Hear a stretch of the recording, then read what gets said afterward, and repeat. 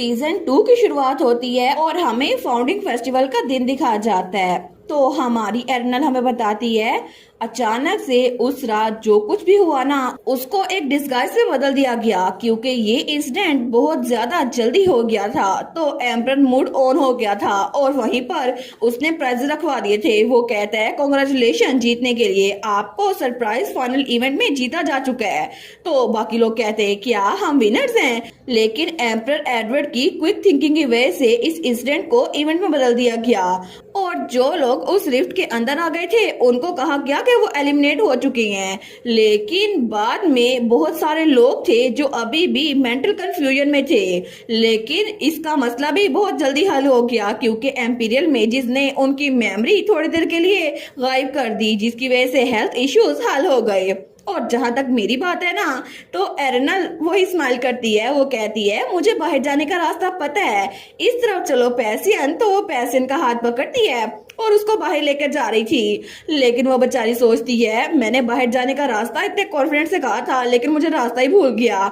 Luckily dad हमें मिल गए और वो हमें बाहर ले आए और तब हमारी एरनल का डैड उन दोनों को छोटी छोटी बिल्लियों की तरह पकड़ के लेकर आ रहा था। हमारी हीरोइन सोचती है मुझे लगा था मुझे रास्ता पता है। तो हमारा पैसन कहता है मुझे नीचे उतारो, मैंने कहा ना मुझे नीचे उतारो, मैं खुद से चल सकता हूँ। तो ड्यूक हेल्बन कहता है मेरी बेटी तुम्हें ऐसी जगहों पर खुद से चाहिए जिसका तुम्हें पता ना हो। वो कहती है ओके, लेकिन वो दिल में सोचती है 1 मिनट आखिर लेस्ली कहाँ पर है। वो कहती है डैड बाय एनी चांस आपको अंदर एक ब्राउन बालों वाली लड़की मिली थी। तो उसका फादर कहता है क्या एक लड़की। वो कहती है बिल्कुल, उसका नाम लेस्ली है जो चाइल्डहुड फ्रेंड्स गैदरिंग में आई थी और जब मैं उससे मिली थी ना तो अचानक से सराउंडिंग चेंज हो गई और फिर हम दोनों उस रिफ्ट के अंदर चले गए। क्या उसने कहा था कि वो मुझे ढूंढ रही थी, लेकिन उसके बाद जब उस लिफ्ट में हम गए तो वो भागते हुए अंदर चली गई और गुम हो गई। तो ड्यूक हेल्बन कहता है अच्छा तो ये बात है। वो सोचता है वो मेरी बेटी को ढूंढ रही थी और जैसे ही वो लोग मिले तो ऐसा लगा कि शैडो वर्ल्ड में चीजें उल्ट हो गई हैं। इसकी बातें सुनकर तो ऐसा लग रहा है कि वो इसकी दोस्त नहीं थी, लेकिन मोर इम्पोर्टेंटली वहां पर पैसन तो बड़ा गुस्सा हो रहा था। वो कहता है आई एम श्योर मैंने उसको वार्निंग दी थी। तो ड्यूक हेल्बन सोचता है इसका रिएक्शन देखकर आंसर बिल्कुल क्लियर हो गया है। तो तब उन दोनों को नीचे उतारता है। तो हमारी हीरोइन कहती है anyways just in case please Leslie को भी बाहर निकालना है, क्योंकि वो एक ऐसी जगह है जहां से खुद से बाहर नहीं निकला जा सकता। तो उसका फादर उसको देखकर स्माइल करता है। वो कहता है वेल श्योर, अगर मेरी बेटी मुझसे ये कह रही है ना तो फिर मैं इस विश को ग्रांट करूंगा। वो कहती है नहीं नहीं मैं तो बस ऐसे ही अनईजी हो रही थी और वो तो उससे थोड़ी दूर हो गई थी। वो कहता है ऑफ कोर्स, लेकिन तब ड्यूक हेल्बन उसके सर पे रखते हुए कहता है तुम दोनों पहले बाथरूम की तरफ जाओ। तो वहाँ पर पैसन का गार्ड भी भागता हुआ आ रहा था। तो ड्यूक हेल्बन कहता है डैड जाकर उस लड़की को ढूंढकर बाहर लेकर आती हैं। और तब हमें रिफ्ट के अंदर का सीन दिखाया जाता है जहाँ पर दो लोग थे, लेस्ली और उसकी मदर। तो वो वहाँ पर बुक शेल्फ में कुछ ढूंढ रही थी। लेस्ली कहती है मोम चले ना बाहर चलते हैं। तो उसकी माँ कहती है कितना अजीब है, उस आदमी ने कहा था यहाँ पर जरूर कुछ होगा। वो डॉक्यूमेंट्स जिनके अंदर ड्यूक हेल्बन उसकी फैमिली के सीक्रेट्स दफन है। तो लेस्ली कहती है मोम मुझे डर लग रहा है प्लीज चलते हैं ना। तो उसकी माँ कहती है लेस्ली तुम चुप नहीं हो सकती, हम इतनी दूर आए हैं, मैं खाली हाथ वापस नहीं जा सकती और तुम्हें पता है ना तुम्हारी मोम बहुत ज्यादा काम कर रही है तो चुप रहो। लेकिन तभी दरवाजा खुलता है तो वहां पर कोई कहता है एक यंग गर्ल जिसके ब्राउन बाल है, क्या ये तुम नहीं हो लेस्ली। तो वो लेस्ली को बिल्कुल वैसे ही उठाता है जैसे थोड़ी देर पहले उसने हमारे पैसियन और एरनल को उठाया था। तो लेस्ली कहती है क्या ये कौन है, लेकिन तभी उसकी मोम की नजर सामने पड़ती है। वो कहती है क्या ड्यूक हेल्बन। तो ड्यूक हेल्बन कहता है मैंने अपनी बेटी से सुना था कि यहाँ पर ये बच्ची उसके साथ ही आ गई थी, लेकिन तुम तो देखने में बिल्कुल एक छोटी सी स्क्विरल लगती हो। तो लेस्ली उसकी हालत खराब हो गई थी। तो उसकी मोम सोचती है ग्रैंड ड्यूक हेल्बन यहाँ पर क्या कर रही हैं। वो नीचे बैठ गई थी। वो कहती है ग्रैंड ड्यूक आखिर आप यहाँ पर कैसे। नहीं नहीं मैं एक्सप्लेन करती हूँ, असल में ये। तो ड्यूक कहता है अपने एक्सक्यूजेस संभाल के रखो, आई एज्यूम कि तुम कॉन्सिक्वेंसेस के लिए तैयारी कर चुकी हो और वैसे भी मुझे लगता है कि तुम यहाँ पर कुछ ढूंढने के लिए आई थी जैसे कि हेल्बन के सीक्रेट्स। तो तब वो अपनी पावर यूज करता है और अपनी तलवारें मैजिक के जरिए बनाते हुए कहता है चलो हम अपना टाइम लेते हैं और थोड़ी सी बातचीत करते हैं कि कैसे तुम हेल्बन के बारे में अपनी जुबान चला रही थी और कैसे तुमने ना सिर्फ मेरी बेटी को बॉदर किया बल्कि उसको खतरे में भी डाला, और इसके अलावा तुमने मेरी बेटी के साथ मेरी पहली आउटिंग को खराब कर दिया। तो वो सारी की सारी तलवारें और चाकू लेस्ली की मदर की तरफ थी। तो ड्यूक कहता है चलो आराम से बात करते हैं प्रॉपरली, क्योंकि अभी तक सूरज निकला नहीं है, तब तक के लिए सही से बात हो सकेगी। तो लेस्ली की मदर तो बहुत ज्यादा डर गई थी, वो रोते हुए कहती है क्या, लेकिन ड्यूक कहता है वैसे भी हमारे पास बहुत सारा टाइम बचा है। लेकिन तब हमें अगले दिन का सीन दिखाया जाता है जब न्यूज़पेपर में ये खबर छप चुकी थी। मास्टर्स बेलफोर्ड और लेडी लेस्ली वो तो सरप्राइज इवेंट की वजह से बेहोश हो गए और उनको हॉस्पिटल पहुंचा दिया गया है। तो हमारी एर्नल सोचती है बेहोश हो गए, ये तो सीरियस हो सकता था, लेकिन तब वो न्यूज़पेपर पढ़ रही थी। वो सोचती है चलो अच्छा हुआ ना मैंने डैड से कहा उनकी जान बचा ले, मेरी क्विक थिंकिंग की वजह से 2 जानें बच गई हैं। और वो तो प्राउड फील हो रही थी, लेकिन तभी उसके सामने कोई बैठा हुआ था। वो कहती है वेल उसको साइड पे छोड़े। मेहन आखिर तुम यहाँ पर क्या कर रहे हो, क्या तुम पूरा दिन यहीं पर रुकने वाले हो, तुम तो सुबह से यहाँ पर हो। तो वहाँ पे हमारा मेहन बैठा हुआ था, तो उसके पास तो बहुत सारी बुक्स पड़ी थी जिनको वो बार बार पढ़ रहा था एर्नल को डिस्टर्ब किए बगैर। तो तब वो तो बड़े क्यूट लग रहा था। फाइनली मेहन तो नजर आया हमें। तो मेहन उसको घूर के देखता है, वो कहता है मुझे आपकी कंडीशन को मॉनिटर करना होगा माय लेडी। हमारी एर्नल कहती है मैं बिल्कुल ठीक हूँ, कुछ भी दर्द नहीं हो रहा और मैं अच्छे से खा रही हूँ। वो कहता है सिर्फ एक ही दिन हुआ है, तो आपको नहीं पता आफ्टर इफेक्ट कब आ जाए। पिछली बार जब आप शैडो वर्ल्ड से लौड़ी थी ना, तो आप तो बहुत दिनों तक बेड रिडन थी। तो हमारी एर्नल कहती है ये बात तो सच है, लेकिन तब उसको देखती है, वो कहती है मेहन क्या तुम पूरी रात जागते रहे हो। तो मेहन थोड़ा सा फ्लिंच होता है। वो कहती है क्या ये मेरी वजह से था। वो कहता है नहीं नहीं मैं तो आराम सोया था। तो हमारी एर्नल कहती है झूठ बोलना बुरी बात होती है। वो कहता है वेल ये तो सिर्फ इसीलिए था क्योंकि मुझे आपकी फिक्र हो रही थी। मैंने सोने की कोशिश की थी लेकिन मुझे नींद ही नहीं आई, क्योंकि कल का एक्सीडेंट वो मेरी वजह से हुआ था। मुझे नहीं पता था कि मैंने इतनी सारा ड्रिंक कर ली है, मुझे कुछ भी याद नहीं है क्या हुआ था। और इसके अलावा मुझे लगा नहीं था मैं इतना इररिस्पॉन्सिबल एटीट्यूड शो करूंगा। अगर मैं कल रात आपकी साइड पे रहता तो फिर मैं आपको सेफ रख सकता था। हमारी हीरोइन सोचती है मेहन फिर से डिप्रेस हो रहा है, वो अपने आप को कुछ ज्यादा ब्लेम कर रहा है।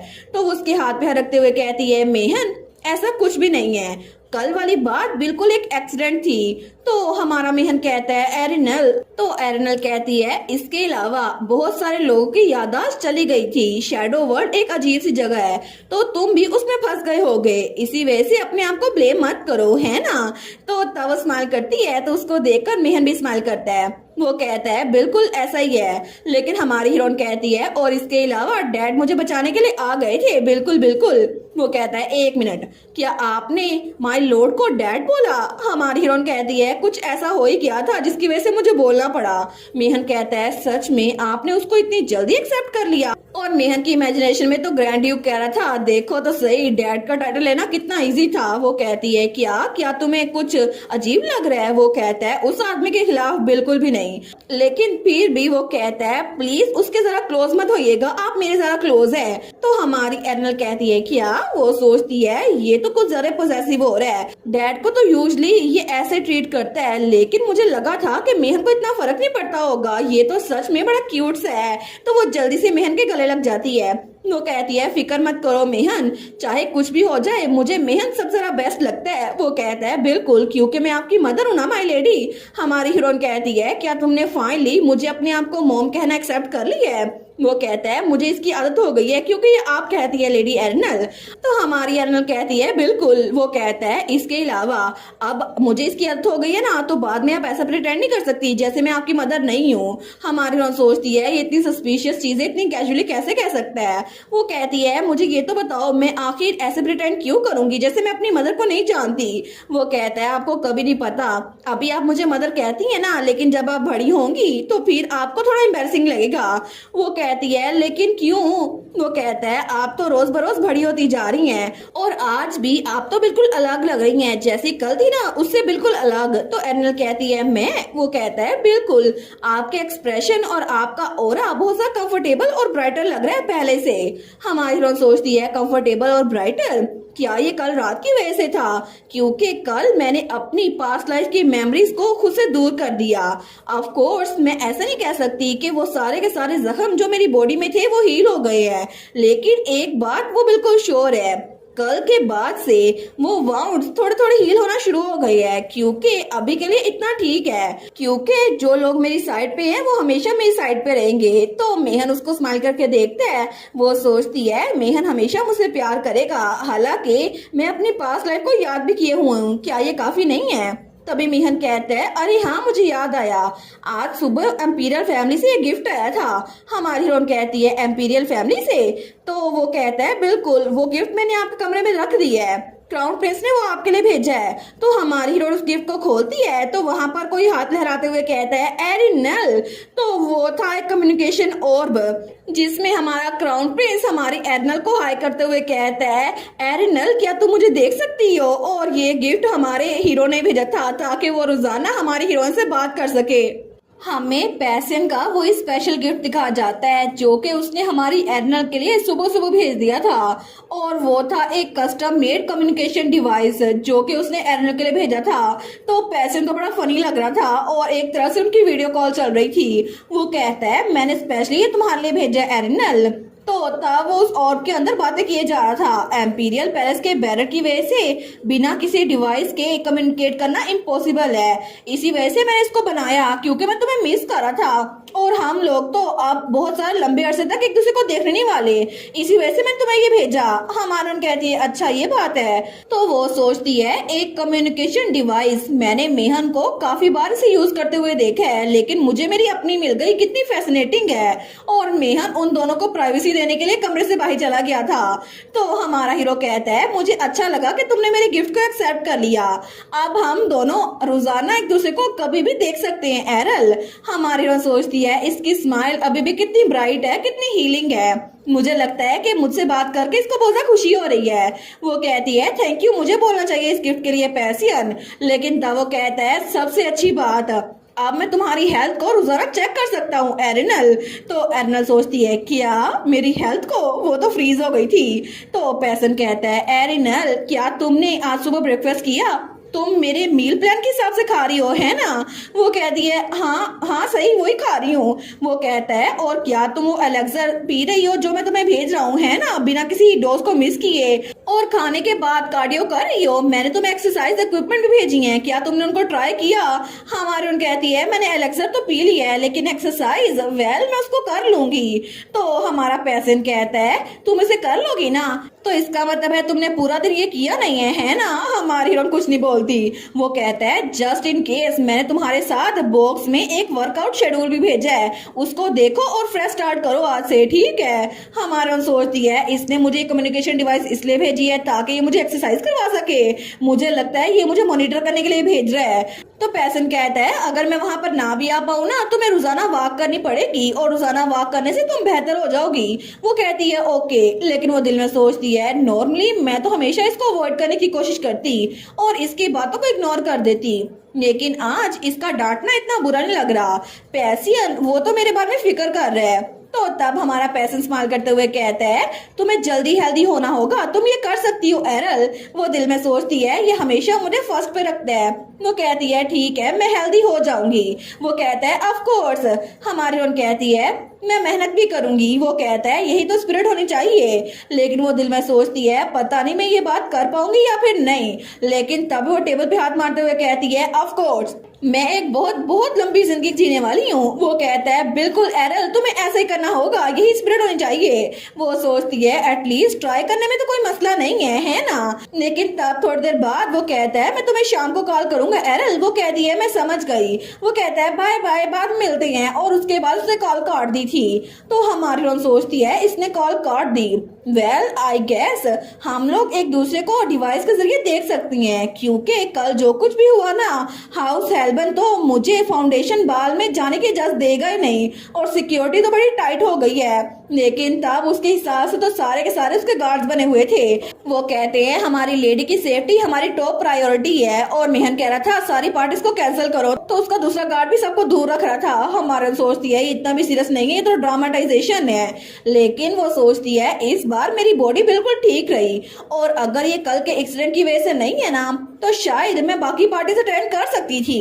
तभी उसके पीछे उसका स्टॉकर आते हुए कहता है पीकाबू। तो हमारी हीरोइन उसको देखते ही डर जाती है। वो कहती है कि यार ये कहाँ से आ गया। तो उसका स्टॉकर चियन हंसने लग जाता है। वो कहता है तो सच में तुम मुझे देखकर बड़ी खुश हो। क्या हम बहुत लंबे अरसे बाद मिल रहे हैं, लेकिन तुम्हें सरप्राइज होने की कोई जरूरत नहीं है। हमारी हीरोइन सोचती है मैं कैसे सरप्राइज ना हूँ, अचानक से कौन आता है पीछे, मुझे तो हार्ट अटैक आने वाला था। लेकिन वो उससे कहती है तुमने मुझे डरा दिया। वो सोचती है ये तो इतने लंबे अरसे से मेरे सामने आया ही नहीं, मुझे लगा शायद ये मेरे बारे में भूल गया होगा, तो आखिर ये अचानक से मेरे सामने कैसे आ गया। वो कहता है वेल मुझे लगता है कि तुम यहाँ पर आराम से मूव कर रही हो तो तुम्हें चोट नहीं लगी होगी। लेकिन वो उसके सामने चेयर पे बैठ जाता है। वो कहता है इतना मैं देखकर बता सकता हूँ, ये ऑब्वियस है, तुम तो कल मेरी वजह से बहुत मुश्किल से गुजरी थी। हमारून कहती है क्या तुम्हारी वजह से। वो कहती है एक मिनट, मुझे ये ना बताना उस कल के इंसिडेंट के पीछे तुम जिम्मेदार थे। और तब वो सोचती है इसका मतलब है कि जब लेस्ली मेरे पास आई थी तो सिर्फ इसकी वजह से आई थी। तो चेयर हंसते हुए कहता है बिल्कुल वो मैं ही था, क्या तुम्हें पता नहीं था। हमारून सोचती है बिल्कुल इसी वजह से तो मैं सोच रही थी कि शेरिट में जो कुछ हुआ था ना बिल्कुल वैसा ही लग रहा है। वो कहता है तुम्हें सच में नहीं पता था, शायद इसी वजह से मैं तुम्हें बार बार बुलाई जा रहा था, लेकिन तुम मुझे इग्नोर क्यों कर रही थी। मैं तो तुम्हें सेफली यहाँ से निकालने की कोशिश कर रहा था। हमारून सोचती है मुझे लगा था मेरे हाथ से जो रोशनी निकल रही है ना, पता नहीं ये क्यों निकल रही है, लेकिन मैंने तो उसे फ्लैश लाइट के तौर पर यूज किया था। तो तब वो कहता है ओहो ये तो बहुत मीन है, लेकिन जब तक मैं तुम्हारी हेल्प कर सकता हूँ ना मैं करना चाहता हूँ। और तब वो हमारी एर्नल का हाथ पकड़ लेता है। वो कहता है तुम्हारी मूवमेंट्स बिल्कुल भी रेस्ट्रिक्टेड नहीं है, मैं हालांकि तुम्हें यूज कर भी सकता हूँ, लेकिन फिर भी मैं तुम्हें छोटी सी भी चोट लगने नहीं दूंगा। और हमारी एर्नल के हाथ पे वही निशान था। वो सोचती है मैं कल से सोच रही हूँ कि आखिर उस जगह पे जाने के बाद मेरी बॉडी इतनी लाइट क्यों फील हो रही है, लगता है स्टॉकर का इसमें हाथ था। तो तब चियन कहता है क्या तुम्हें गुस्सा है क्योंकि मैंने तुम्हें पूछे बगैर ये सब कुछ किया। वो कहती है नहीं वेल। वो सोचती है वैसे भी गुस्सा करने से कुछ चेंज नहीं हो जाएगा। लेकिन तब एर्नल कहती है क्या मैं तुमसे एक चीज पूछ सकती हूँ। वो कहता है पूछो। हमारून कहती है क्या तुम हमेशा मेरे सामने ऐसे ही आते रहोगे। तो तब उसको देखता है और स्माइल करते हुए कहता है क्यों, क्या तुम सच में चाहती हो कि मैं तुम्हारे सामने से गायब हो जाऊं। हमारी एर्नल दिल में सोचती है ऑब्वियसली मैं ये चाहती हूँ, लेकिन अगर ये अचानक से मेरे सामने भूत बन के जाहिर होता रहा तो फिर बहुत ज्यादा बुरा होगा। लेकिन कल तो इसने एम्पीरियल पैलेस में भी इतना सब कुछ किया और अजीब सी जगह पर हम सबको ले गया, ऐसा लगता है कि इसके लिए ये बिल्कुल आम सी बात है, लेकिन ये तो बिल्कुल टिकिंग टाइम बॉम्ब है जिसको अपने पास रखना बहुत ज्यादा बुरा होगा। तो तब चियन कहता है सॉरी लेकिन तुम्हें इस पे गिव अप करना होगा। हमारून कहती है क्या मतलब। वो कहता है अनफॉर्चुनेटली मैं तुमसे दूर नहीं रहूंगा, मैं हमेशा तुम्हारे सामने आता रहूंगा क्योंकि एक्चुअली मैं तुम्हें बहुत ज्यादा पसंद करता हूँ। और तभी वो हमारी एर्नल के गाल खींचता है। हमारून कहती है क्या तुम मुझे पसंद करती हो, लेकिन क्यों। वो कहता है बिल्कुल मैं तुम्हें पसंद करता हूँ, तुम इतनी छोटी सी हो, इतनी क्यूट सी हो। तो हमारी हीरोइन सोचती है आखिर ये मुझे पसंद करता ही क्यों है, और ये आदमी इसने तो मुझे कल डेथ बेड तक पहुंचा दिया था। तो तब वो कहता है तुम तो बहुत ज्यादा क्यूट हो। हमारी हम सोचती है मैं वो लड़की हूँ जो कल बाल बाल बची थी। तो तब चिहन कहता है इसके अलावा अगर तुम चाहो या ना चाहो माय लिटिल लेडी, लेकिन तुम मेरे जैसे लोग को अट्रैक्ट करने की अनफॉर्चुनेट फेट रखती हो। और इसी वजह से अगर मैं इस बारे में सोच रहा हूँ तो एक और आदमी भी था वहाँ पर जो कि इस घर में रहता है ना, और वो ड्यूक हेल्बन की बात कर रहा था। तो तभी हमें ड्यूक हेल्बन दिखा जाता है जो कि फाउंडिंग फेस्टिवल में था। तो वो लोग कहते हैं ये तो सच में ग्रैंड ड्यूक हेल्बन है ना। दूसरा कहता है मैंने सुना था कि वो इवेंट को अटेंड नहीं करेंगे, आखिर वो इंपीरियल पैलेस क्या करेंगे। तो वहाँ पे एक नोबल था, वो कहता है ये तो सच में ग्रैंड ड्यूक हेल्बन है, परफेक्ट अपॉर्चुनिटी, मुझे इनसे बात करनी चाहिए। लेकिन उसका एड कहता है माय लॉर्ड इंतजार करें। वो कहता है क्या बात है, अगर मैं अभी नहीं किया तो मैं कभी उनसे मिल नहीं सकूंगा। तो उसका एड कहता है मेरी इंट्यूशन को जज करने के हिसाब से अभी ऐसा टाइम नहीं है, क्योंकि इस वक्त ग्रैंड ड्यूक तो बहुत ज्यादा बुरे मूड में लग रहे हैं, और असल में वो बुरे मूड में था अपनी एबिलिटी के साइड इफेक्ट की वजह से, और उसको बड़ा गुस्सा आया हुआ था। तो ग्रैंड ड्यूक सोचता है मेरी हालत पहले ठीक नहीं है और ये ट्रिप बिल्कुल वेस्ट गया। मुझे लगा था कि स्लीपिंग स्लॉट एम्पीरियल पैलेस की उसको कुछ पता होगा, लेकिन उसे उस आदमी के बारे में बिल्कुल भी कुछ नहीं पता था जो मुझे कल मिला है। और उसने मुझे कहा इमॉर्टल होने का ये मतलब नहीं है कि मुझे हर एक चीज पता हो। ये कितनी बकवास थी। एग्जैक्टली उसे सब कुछ पता था लेकिन वो मुझे बताना नहीं चाहती थी। लेकिन अब मुझे लगता है मुझे हेल्बन के सीक्रेट आर्काइव में जाना पड़ेगा। तो तभी उसके सर में बहुत ज्यादा तकलीफ होती है और तभी उसे कुछ विजन आती है जहाँ पे एरनल वो अपने डेथ बेड पे थी। वो कहती है मेहन क्या तुम मेरा हाथ एक आखिरी बार पकड़ सकते हो। तो मेहन रोते हुए उसका हाथ पकड़ लेता है। तो बाद में उसे मेहन की आवाज आई थी, वो तुम्हारी इकलौती बेटी थी। और मेहन कह था प्लीज मत रो माय लेडी, हम क्या करें। और उसने आखिरी बार जब वलेर से कहा था क्या तुम्हें लगता है ये बात कोई सेंस बनाती है। तुम्हारी इरिस्पॉन्सिबिलिटी की वजह से मैं सच में इसे तंग आ चुका हूँ वलेर। और उसकी पास्ट लाइफ में हमारी एरनल गुजर चुकी थी लेकिन ये सब कुछ उसके दिमाग में चल रहा था और उसका सर बहुत ज्यादा दर्द कर रहा था। वो सोचता है ये साइड इफेक्ट्स, मुझे लगता है मुझे जल्दी से हेल्बन स्टेट में लौटना होगा। तो तभी वो बग्गी की तरफ बढ़ता है लेकिन पीछे से कोई आते हुए कहता है ग्रैंड ड्यूक रुकें। तो तब वो आगे बढ़ते बढ़ते रुक जाता है। वो सोचता है कुछ भी आज मेरे हिसाब से नहीं चल रहा। तो आखिर में सब लोगों में से मुझे इससे क्यों मिलना था। तो वो कहता है आखिर आप यहाँ पर क्या कर रही हैं योर मैजेस्टी एम्प्रेस। और वहाँ पे हमारे पेशेंट की मदर थी एम्प्रेस जो कि बहुत ही ज्यादा खूबसूरत लग रही थी। तो तब वो सोचता है अब मुझे इसके साथ भी डील करना पड़ेगा। तो एम्प्रेस कहती है क्या एम्पीरियल पैलेस में एम्प्रेस का होना इतना जरा अनफेमिलियर है जो आप मुझसे ये पूछ रहे हैं। तो ग्रैंड ड्यूक कहता है मैं तो बस सोच रहा था कि आखिर आप इतनी दूर यहाँ पर बग्गी के पास मेरे पास क्या करने आई हैं। क्योंकि ऐसा तो बिल्कुल नहीं है ना कि योर मैजेस्टी आप और मैं अच्छी टर्म्स पे हैं जहाँ पे हम एक दूसरे का हालचाल पूछ सकें। तो मुझे ये बताएं कि आखिर आप इतनी दूर मुझसे मिलने के लिए क्यों आई हैं। हमें वही सीन दिखाया जाता है जहाँ पे ग्रैंड ड्यूक हेल्बन कहता है आफ्टर ऑल योर मैजेस्टी आप और मैं इतनी अच्छी टर्म्स में नहीं है ना कि एक दूसरे से हालचाल पूछ सकें। तो एम्प्रेस कहती है मैं सच में ग्रैंड ड्यूक आपकी तरफ कोई बुरी फीलिंग्स नहीं रखती, मुझे आप पे बिल्कुल गुस्सा नहीं है। तो ग्रैंड ड्यूक कहता है यहाँ पर झूठ बोलने की कोई जरूरत नहीं है। क्या आप इकलौती इंसान नहीं हैं जो सबसे ज्यादा मुझे मारना चाहती हैं, है ना एजीनी। तो तब एम्प्रेस वो कहती है ठीक है तुमने बिल्कुल सही सोचा, चलो मैं ऑनेस्ट हो जाती हूँ। मैं सच में अभी भी तुमसे बहुत ज्यादा नफरत करती हूँ क्योंकि जब भी मैं उसके बारे में सोचती हूँ तुम्हारी बहन सियोनी तो मुझे पता चलता है कि उसने तुम्हारी वजह से अपने आप को सैक्रिफाइस किया। ये सोचते ही मुझे तुमसे नफरत कम नहीं होती। लेकिन तुम्हें डरने की कोई जरूरत नहीं है क्योंकि तुम्हें पता है ना मैं कभी भी उस इंसान को कोई नुकसान नहीं पहुंचाऊंगी जो कि सियोनी के लिए बहुत ज्यादा इम्पोर्टेंट थे क्योंकि वो मेरी बहुत ज्यादा अच्छी दोस्त थी। और आज भी मैं तुमसे सिर्फ इसीलिए बात करने आई थी क्योंकि मुझे तुमसे कुछ पूछना था ग्रैंड ड्यूक।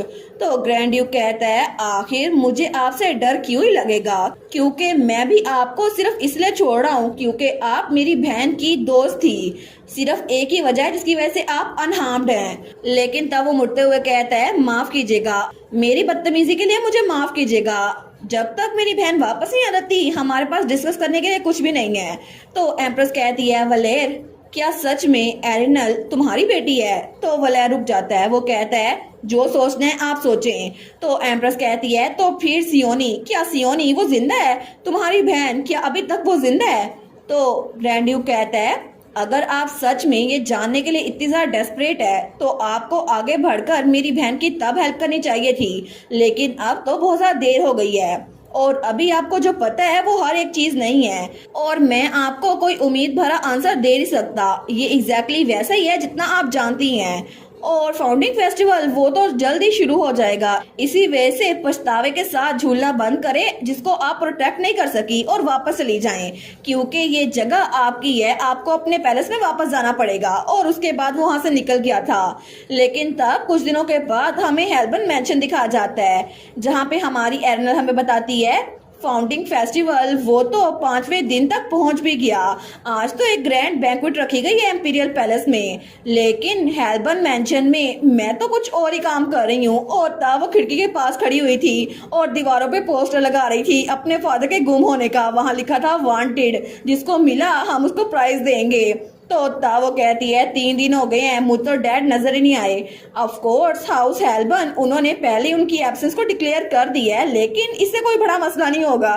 और उसने तो दीवारों पे बिल्कुल इश्तिहार लगाए हुए थे और उसके साथ मेहन खड़ा था। वो सोचती है फिर भी जिस दिन से मैंने उनसे बात की है ना, मुझे लगा था मुझे उनसे ग्रीट करने में इनिशिएटिव लेना चाहिए।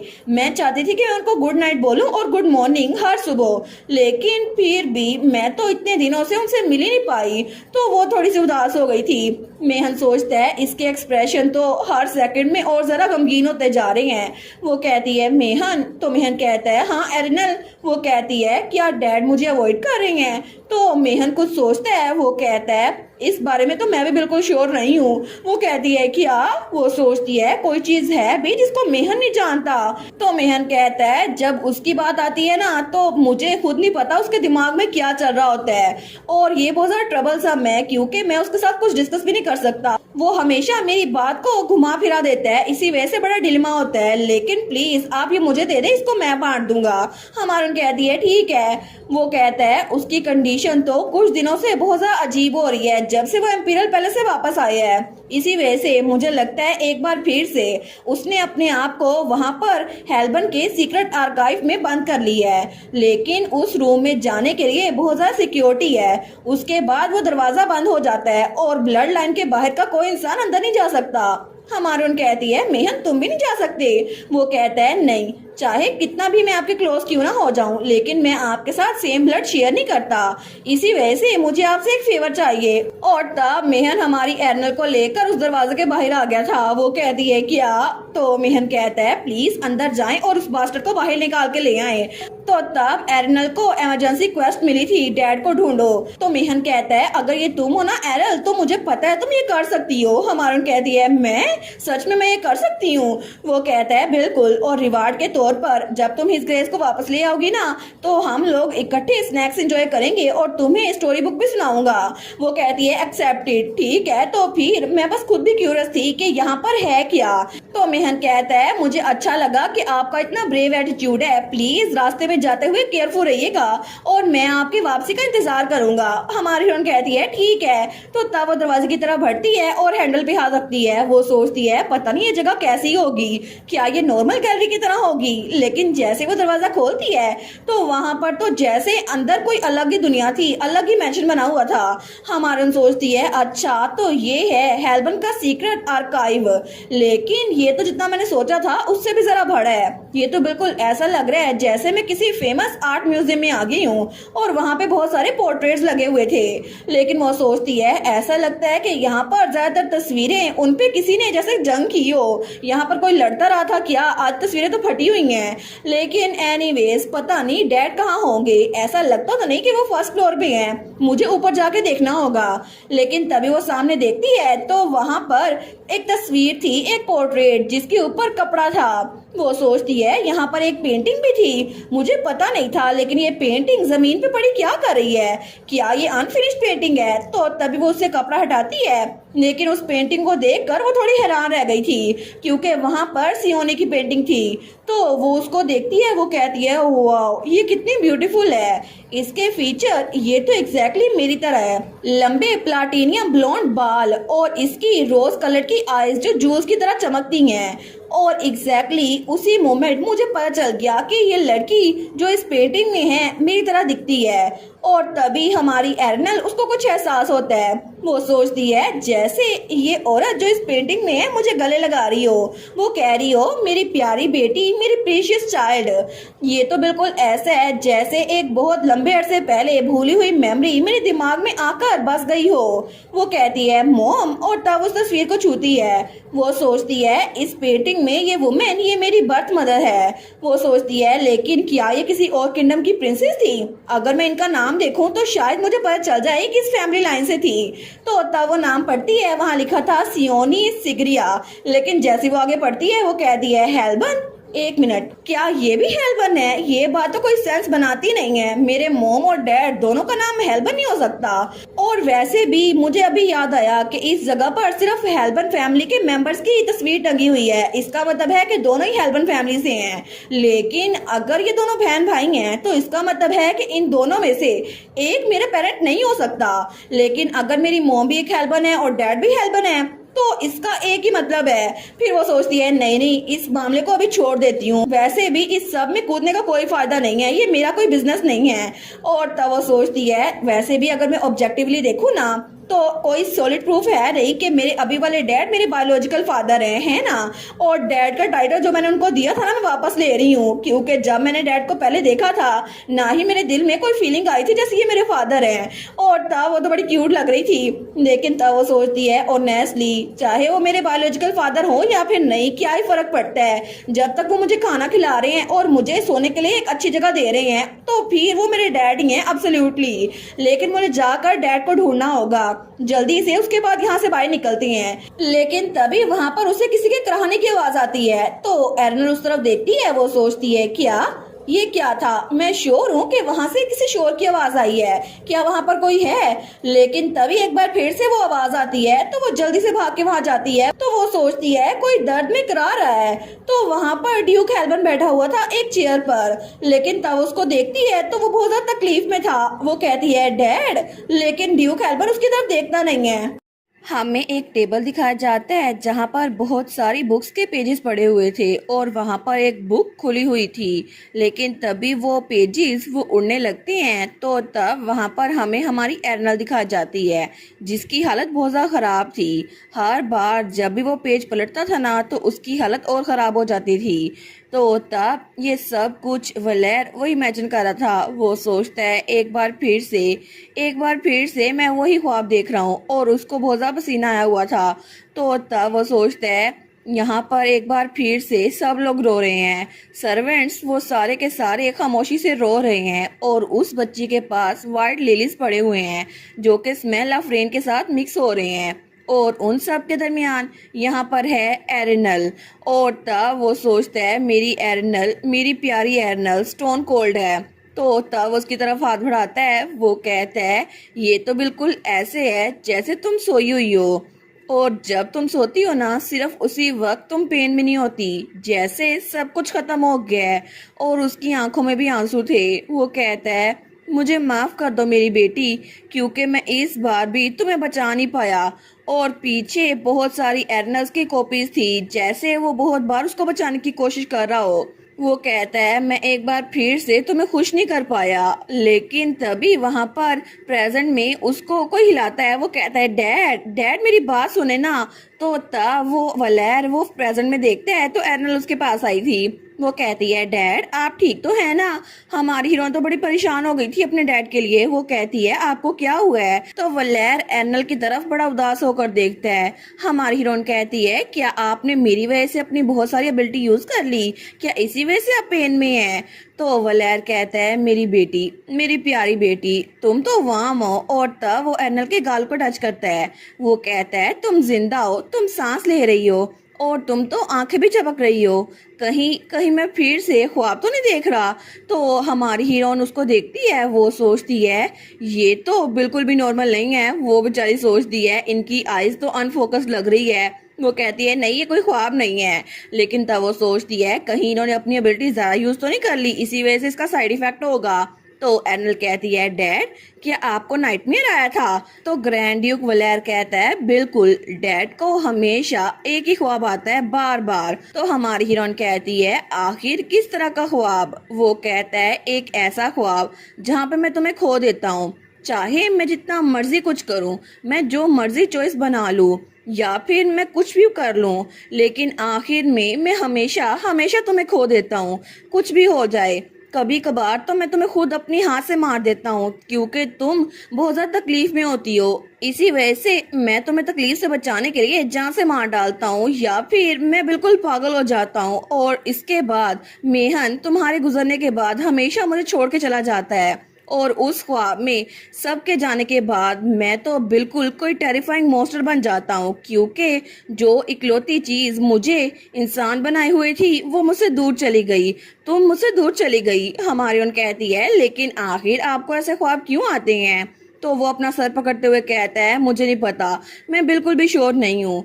और मैं अगर ऐसे ही तुम्हें दूसरों के पास छोड़ दूं तो तुम जल्दी मर जाती हो, लेकिन अगर अगर मैं तुम्हें खुद खड़ा करूं, तुम्हारे पास रुकूं, तो तुम तो बोलने से पहले ही गुजर जाती हो। इसी वजह से मुझे मुझे ये सब कुछ बहुत ज़्यादा बुरा लगता है। हर बार मैं तुम्हें बचा नहीं पाता।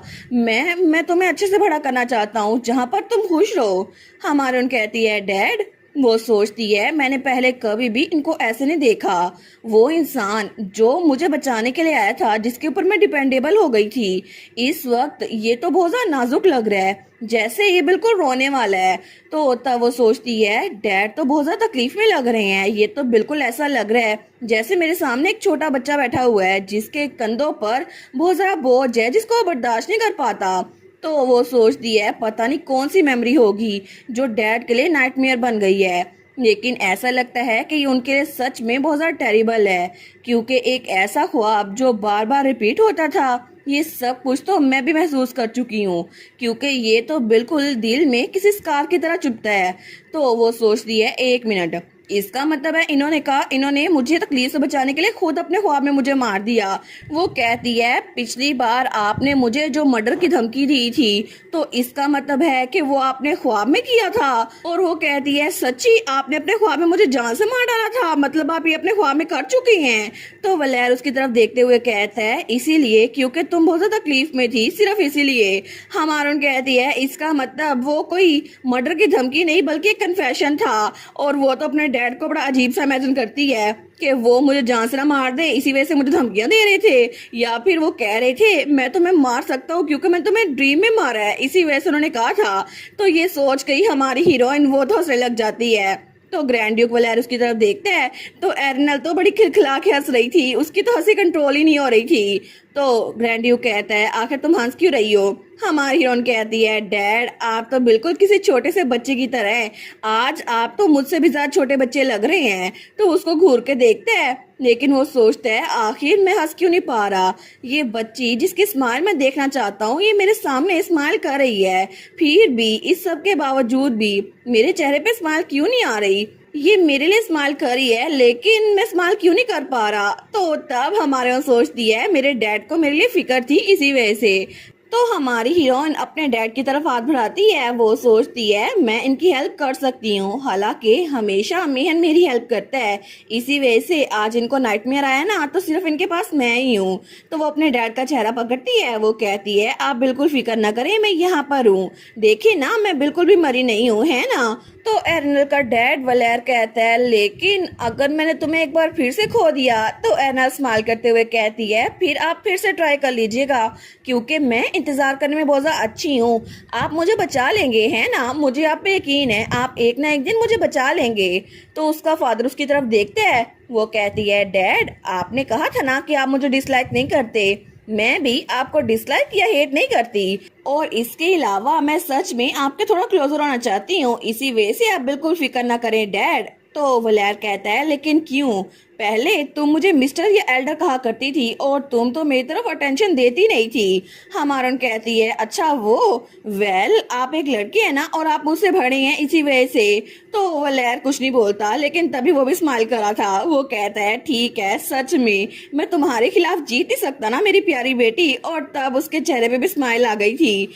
तो हमारून कहती है, आप तो अपनी लाइफ में इस चेहरे की वजह से बिल्कुल जीते रहेंगे। वो कहता है, तुमने ऐसी बातें करना कहाँ से सीखी हैं? और फिर वो कहता है, अच्छा तो तुम यहाँ पर मुझे ढूंढने के लिए आई थी? हमारून कहती है, बिल्कुल, पैसे ने कहा था अगर आप बीमार हो ना तो आपको खाना खाना पड़ेगा, आपने अभी तक खाना नहीं खाया ना? तो ड्यूक कहता है, नहीं बिल्कुल भी नहीं। वो कहती है, चले ना फिर बाहर चलते हैं, इकट्ठे जाके खाना खाते हैं। तो वो उसको गोद में उठा लेता है, वो कहता है, ठीक है तो चले बाहर। हमारून कहती है, ठीक है, और हमें वॉक भी करनी होगी। तो उसका फादर कहता है, मुझे ये सुनने में अच्छा लग रहा है। हमारून कहती है, अच्छा और इसके अलावा? वो कहता है, तुम बताती रहो, जितना कुछ मुझे बताना है तुम बताती रहो। हमारन कहती है हाँ बिल्कुल, और इसके अलावा आपको मेरे साथ खेलना भी होगा, ठीक है। तो ड्यूक स्माइल करता है, वो कहता है बिल्कुल, अगर मेरी बेटी ये चाहती है तो फिर मैं ऐसा ही करूंगा, और वो उसको उठा लेता है। वो दोनों ही बड़े जरा खुश थे। लेकिन थोड़ी देर के बाद दरवाजा खुलता है तो मेहन बाहर ही खड़ा था। वो कहता है माई लेडी, मैं दरवाजे पे दस्तक देने ही वाला था, लेकिन तभी वो घूर के उनको देखता है, और कितने क्यूट थे उसके एक्सप्रेशन। तो हमारी हीरोइन अपने फादर यानी कि वलैर के कंधे पर थी। तो वो कहता है आखिर आप दोनों ऐसे क्यों हैं? तो ड्यूक वलैर कहता है हनी, क्या तुम हमारा इंतजार कर रही थी? तो हमारा मेहन कहता है एरनल, ये डेंजरस है, चलो नीचे आ जाओ। तो तब ड्यूक कहता है तुम मेरी बात सुन भी रहे हो या फिर नहीं? लेकिन तभी मेहन ने उसको पता नहीं क्या लगाया था, उस बेचारे के चेहरे पे ब्लड आ गया था। तो हमारी हीरोइन कहती है डैड, लगता है आप तो नहीं बचने वाले, वो तो कोल्ड हो गए हैं।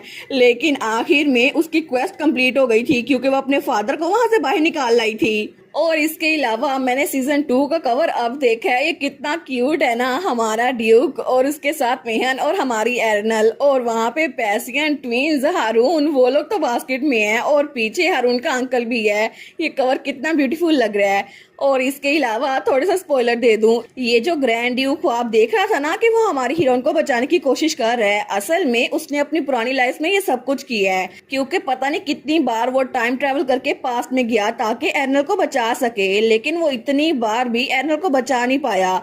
और इस बार भी वो एर्नल से दूर इसीलिए था ताकि उसके लिए क्योर ढूंढ सके। और वो सच में अपनी नीस को यानी कि हमारी हीरोइन को बहुत ज्यादा प्यार करता है, और वो उसको अपनी बेटी की तरह ही समझता है, लेकिन वो अपनी इमोशंस को शो नहीं कर पाता।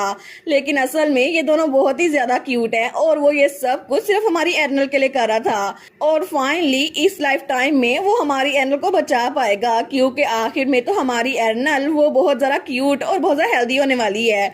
हमें हमारी एर्नल बताती है जब से मैंने डैड के साथ अच्छे ताल्लुक रखने का डिसाइड किया था ना, तब से 3 घंटे हो चुके हैं। मैंने कहा था मैं डैड के साथ खेलूंगी, लेकिन 3 घंटों के बाद ही उसकी बस हो गई थी। वो कहती है मैंने अपना माइंड चेंज कर लिया है, मैं डैड के साथ और नहीं खेलने वाली। तो उसका फादर वहां पे ग्रैंड ड्यूक कहता है लेकिन तुमने कहा था तुम पहले मेरे साथ खेलोगी, लेकिन क्यों? डैड तो बड़े सैड है।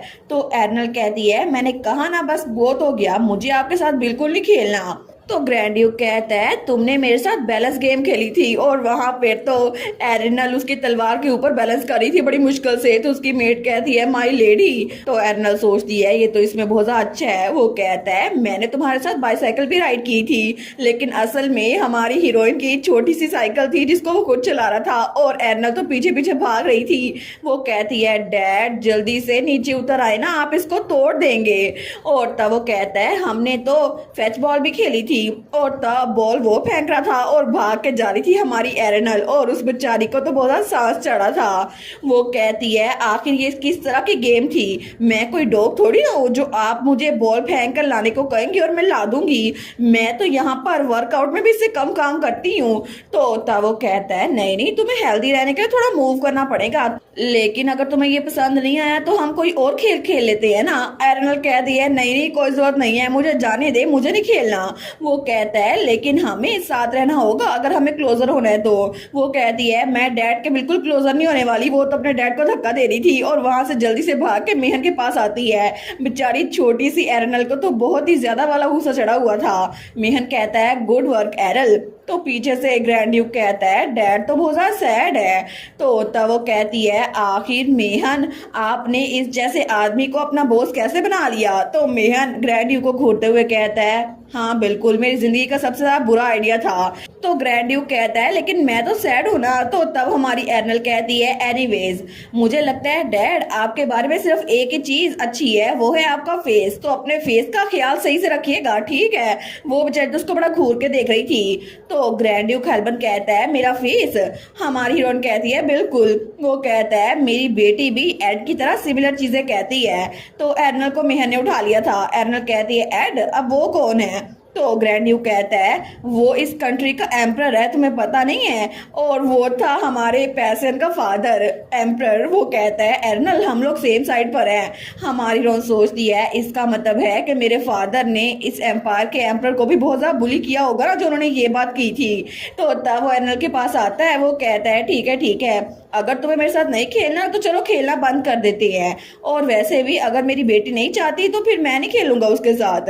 लेकिन इसके बजाय डैड ने तुम्हारे लिए एक गिफ्ट प्रिपेयर किया है, तो क्या हम लोग चल कर उस गिफ्ट की तरफ देखें, तुम्हें अच्छा लगेगा। हमारून कहती है एक गिफ्ट। वो सोचती है ये जरूर एम्पीरियल पैलेस के पास कोई डॉल या कोई और चीज लेकर आए होंगे, है ना। तो हमारी अर्नल कहती है मैं बस उसको देखूंगी, मैं डेफिनेटली खेल नहीं रही। वो कहता है श्योर, तुम्हें खेलने की जरूरत नहीं है।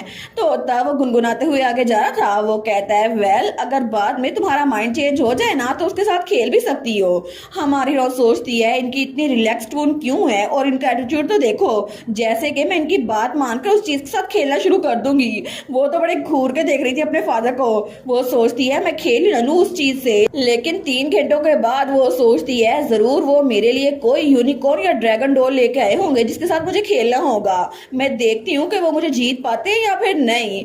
और थोड़ी देर के बाद ही हमारा सोचती है उन्होंने मुझे जीत लिया। तो वहां पर जो गिफ्ट उसके फादर ने उसे दिया था ना, वो कोई डॉल या फिर बुक नहीं थी, वहां पर सारा का सारा म्यूजिक का सामान था। तो उसका फादर कहता है ये सारी की सारी चीजें तुम्हारी है मेरी बेटी, तुम इनको ले सकती हो। वहां पर हर एक चीज भी थी, गिटार भी, वायलिन भी, पियानो भी, हर एक चीज।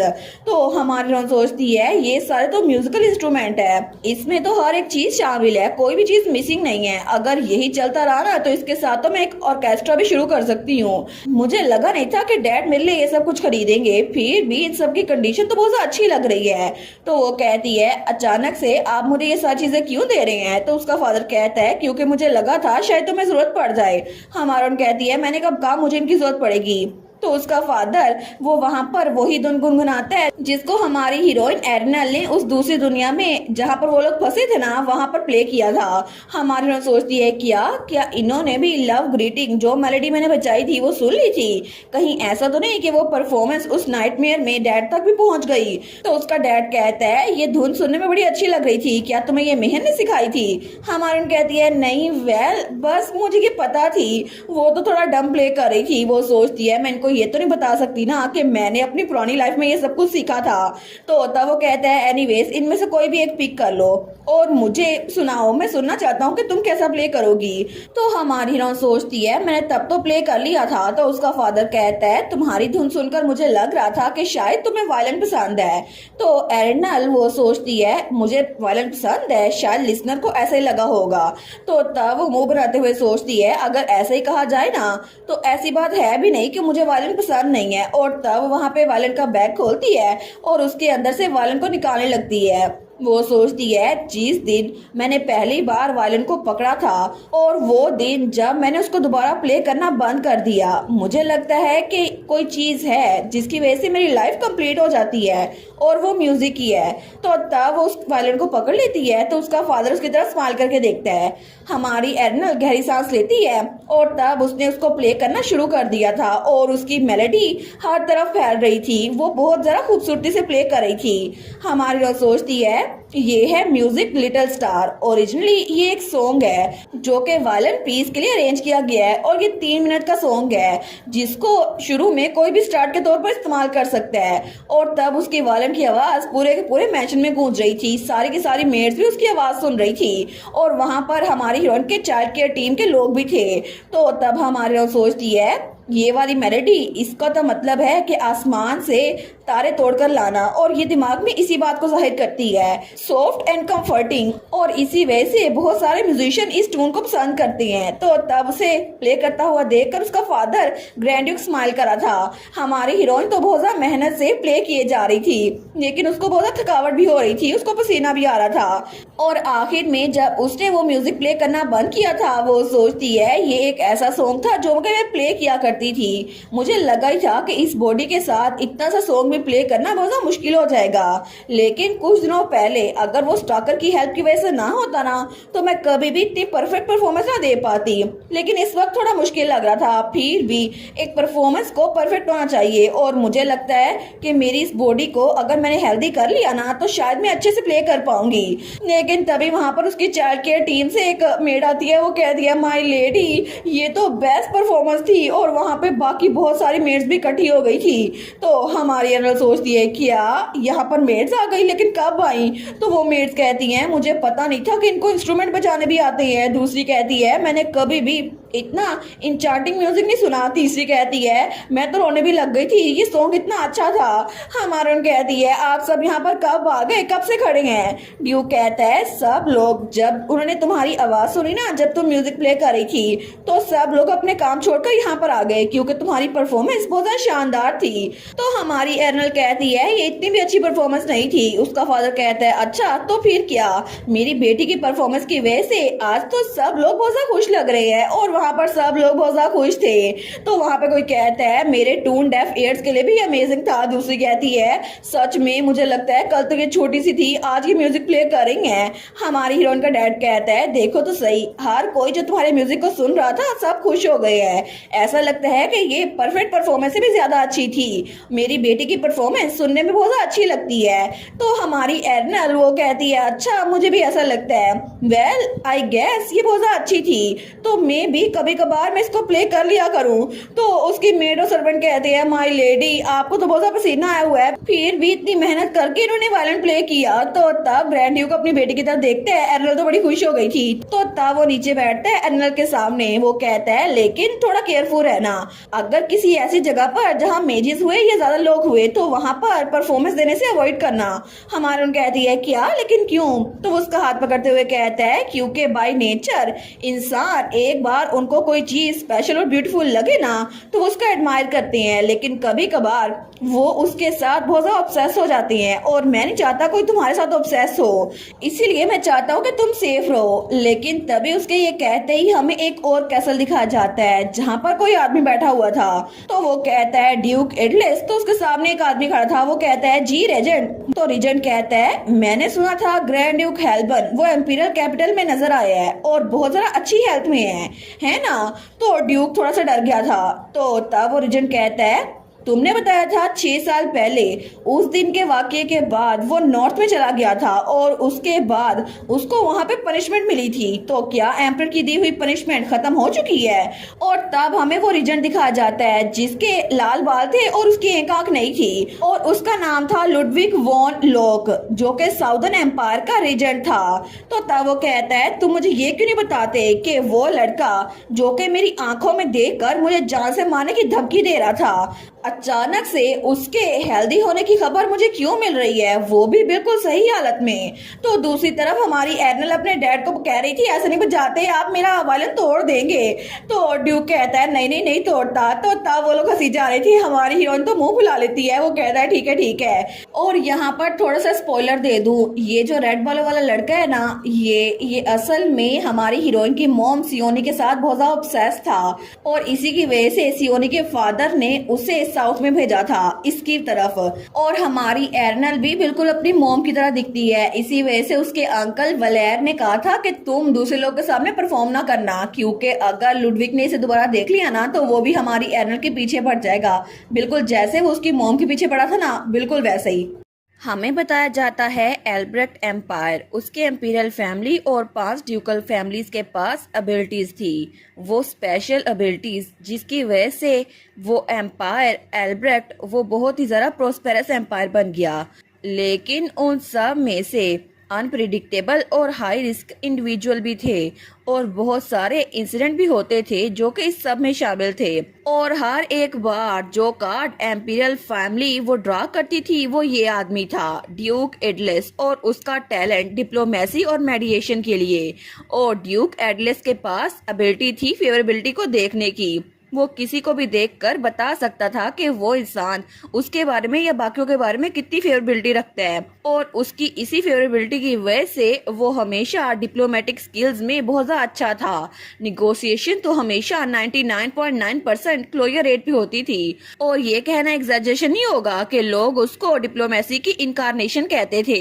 लेकिन इस फ्लॉलेस मैन के पास भी एक पर्सन था जो कि डील करना उसके लिए बहुत ज़्यादा मुश्किल था।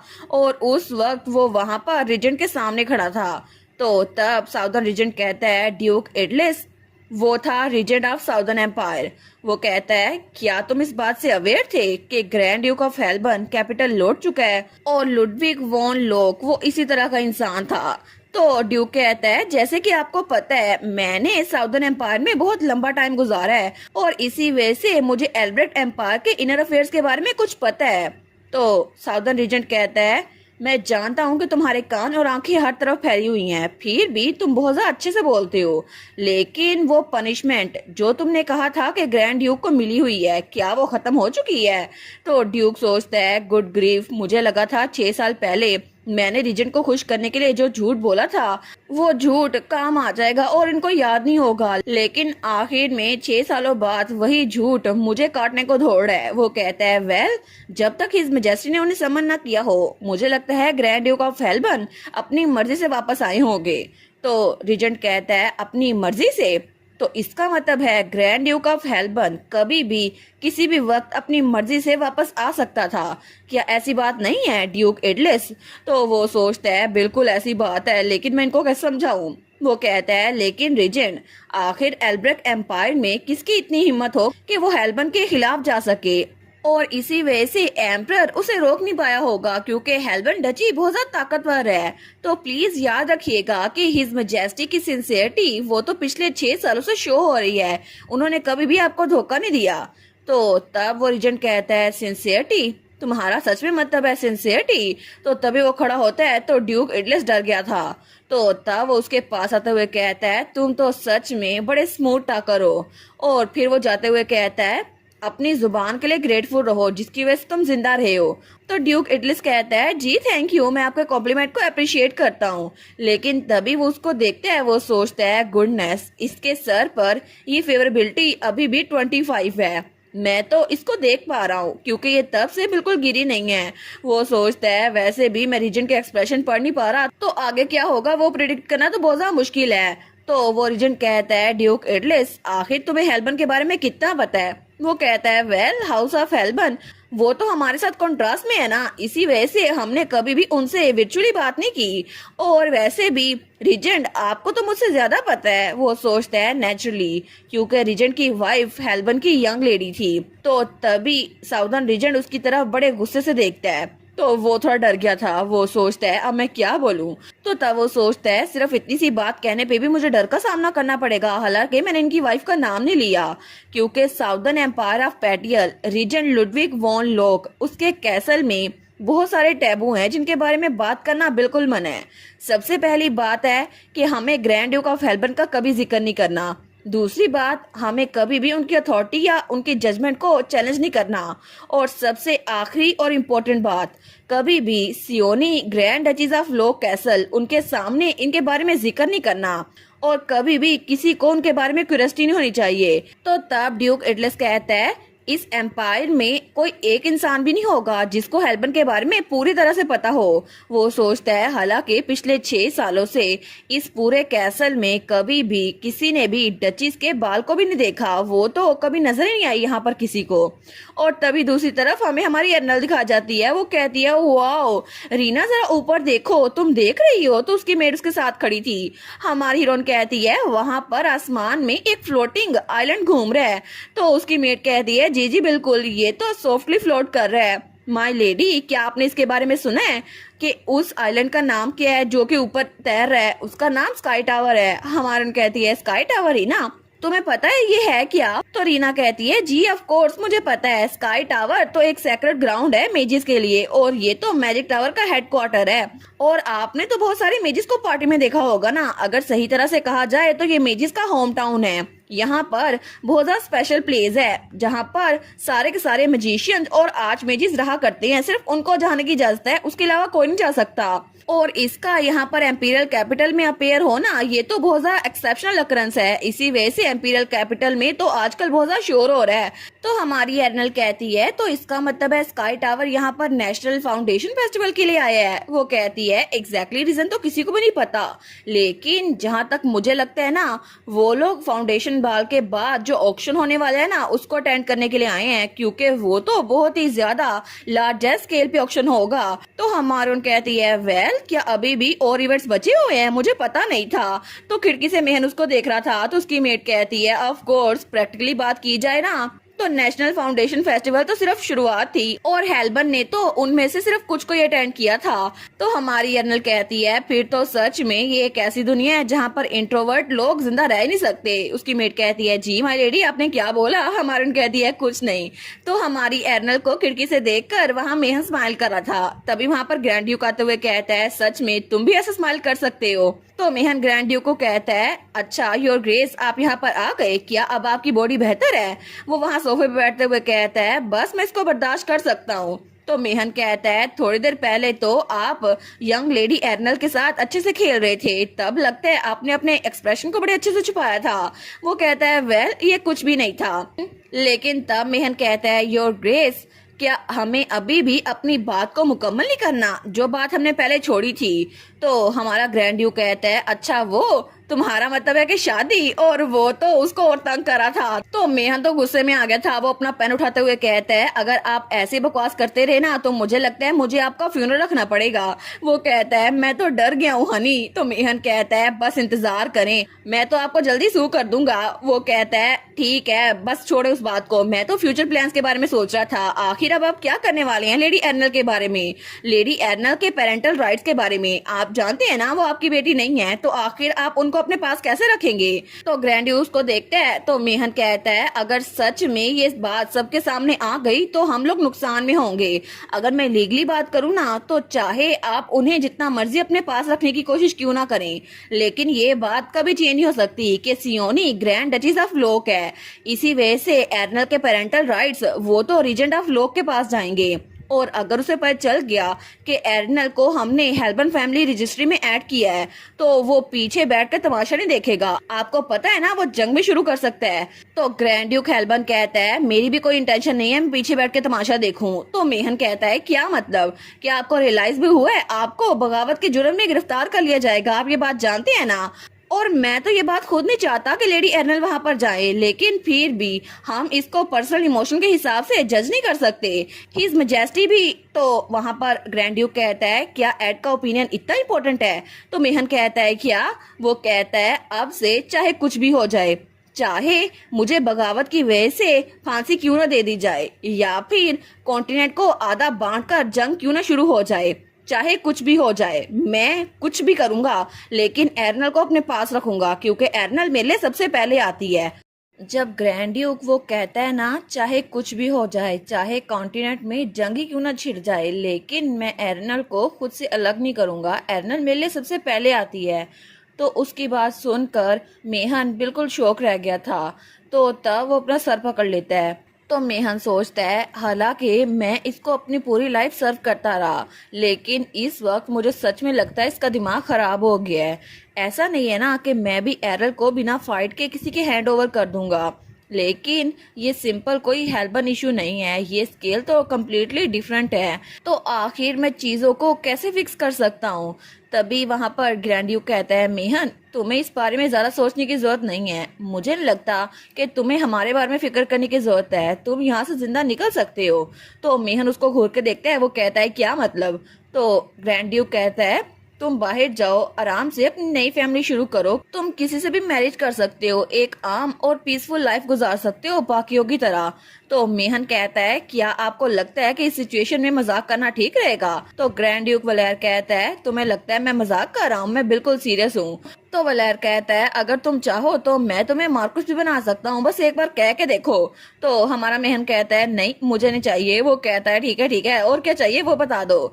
तो मेहन कहता है अगर आप बात कर ही रही हैं तो आपको मैरिज करनी चाहिए, मुझे नहीं। तो ड्यूक कहता है मुझे, लेकिन किसके साथ। वो कहता है कोई भी, इस पूरे एम्पायर में इतनी लेडीज हैं। तो हमारा ड्यूक वो कहता है तुम्हें पता है मेहन किसी और के साथ फैमिली बनना ये तो मैं दोबारा कभी भी होने नहीं दूंगा, वो तो बहुत ज्यादा सीरियस था। वो कहता है हेल्बन तो मेरी जनरेशन के साथ खत्म हो जाएगा या फिर अर्नल की जनरेशन के साथ, क्योंकि मैं नहीं चाहता कि ये फैमिली और आगे बढ़े। तो मेहन ग्रैंड ड्यूक को बड़ा उदास होकर देखता है। वो कहता है ऐसी चीजें मत कहो, तुम्हें नहीं पता, क्या पता तुम्हें जिंदगी में किसी से लव हो जाए। वो कहता है लव बिल्कुल भी नहीं, तुम्हारी नजरों में मैं जरूर ऐसा होऊंगा जो ऐसा कुछ कर सकता है, लेकिन मैं कभी भी किसी की तरफ अफेक्शन नहीं दिखा सकता। तो मेहन कहता है लेकिन आप तो पहले ही अपनी नीस के प्यार में हैं, आप तो यंग लेडी को बहुत ज़्यादा चेरिश करते हैं और आप तो हमेशा उन्हें प्रोटेक्ट करने के लिए कुछ भी कर सकते हैं, चाहे कुछ भी हो जाए। आप तो बिल्कुल उनको अपनी बेटी की तरह चाहते हैं, है ना? अगर ये लव नहीं है तो फिर क्या है? तो ग्रैंड ड्यूक कहता है तो फिर मुझे जवाब दो, मैं यहाँ पर जिस चीज को खुद से खोने की कोशिश नहीं कर रहा, क्या वो मेरी बहन के साथ मेरा आखिरी कनेक्शन है? क्योंकि एर्नल मेरी बहन की तरफ से मेरी आखिरी निशानी है, या फिर कोई और बात है? तो मेहन कहता है वो कहता है देखा तुम्हें भी नहीं पता है ना। तो मेहन कहता है ठीक है, अगर मैं अपनी सोच को शेयर करूँ ना तो वैसे भी आप सुनने नहीं वाले। तो ग्रैंड ड्यूक कहता है मैं हमेशा तुम्हारी बात सुनता हूँ मेहन। वो कहता है आखिर कब सुनी थी? वो कहता है कभी कभार तो सुन ही लेता हूँ ना। मेहन कहता है मुझसे दोबारा बात ना करना। तो मेहन तो गुस्सा हो गया था। ग्रैंड ड्यूक कहता है मेहन, वो उसकी बात का जवाब नहीं देता। वो फिर से कहता है मेहन। मेहन कहता है अब क्या है? तो ग्रैंड ड्यूक हंसने लग जाता है और तभी उसके कंधे पे सरकता है और कहता है थैंक यू।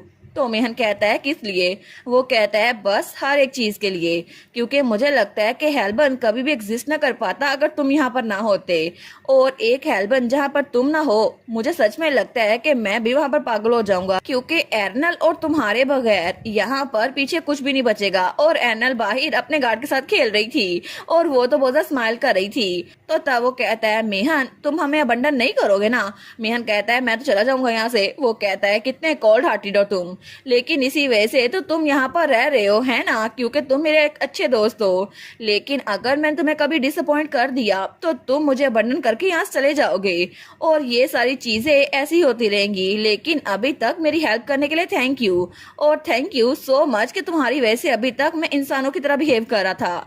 तो मेहन सोचता है सच में ये कितना अजीब है, और वैसे भी मुझे नहीं लगता कि मैं इस जगह को छोड़ के जा सकता हूँ जब तक यहाँ पे एर्नल है।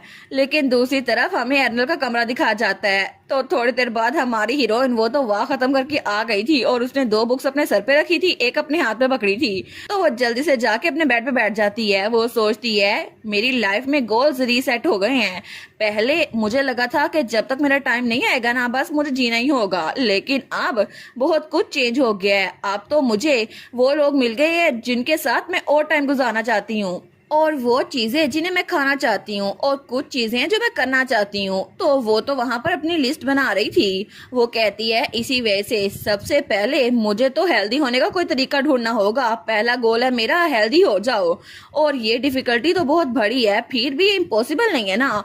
आफ्टर ऑल इस दुनिया की इकलौती रीडर मैं ही हूँ, मुझे पता है स्टोरी में क्या होगा। और वैसे भी ऐसा लगता है कि इस कहानी में बहुत कुछ होगा, जैसे डीमन के साथ कॉन्ट्रैक्ट या विश ग्रांटिंग आइटम्स। और अगर मैं इन्फॉर्मेशन को ऑर्गेनाइज करूं जो जो मुझे याद था तो क्या पता मैं कोई आर्टिफैक्ट खरीद पाऊं।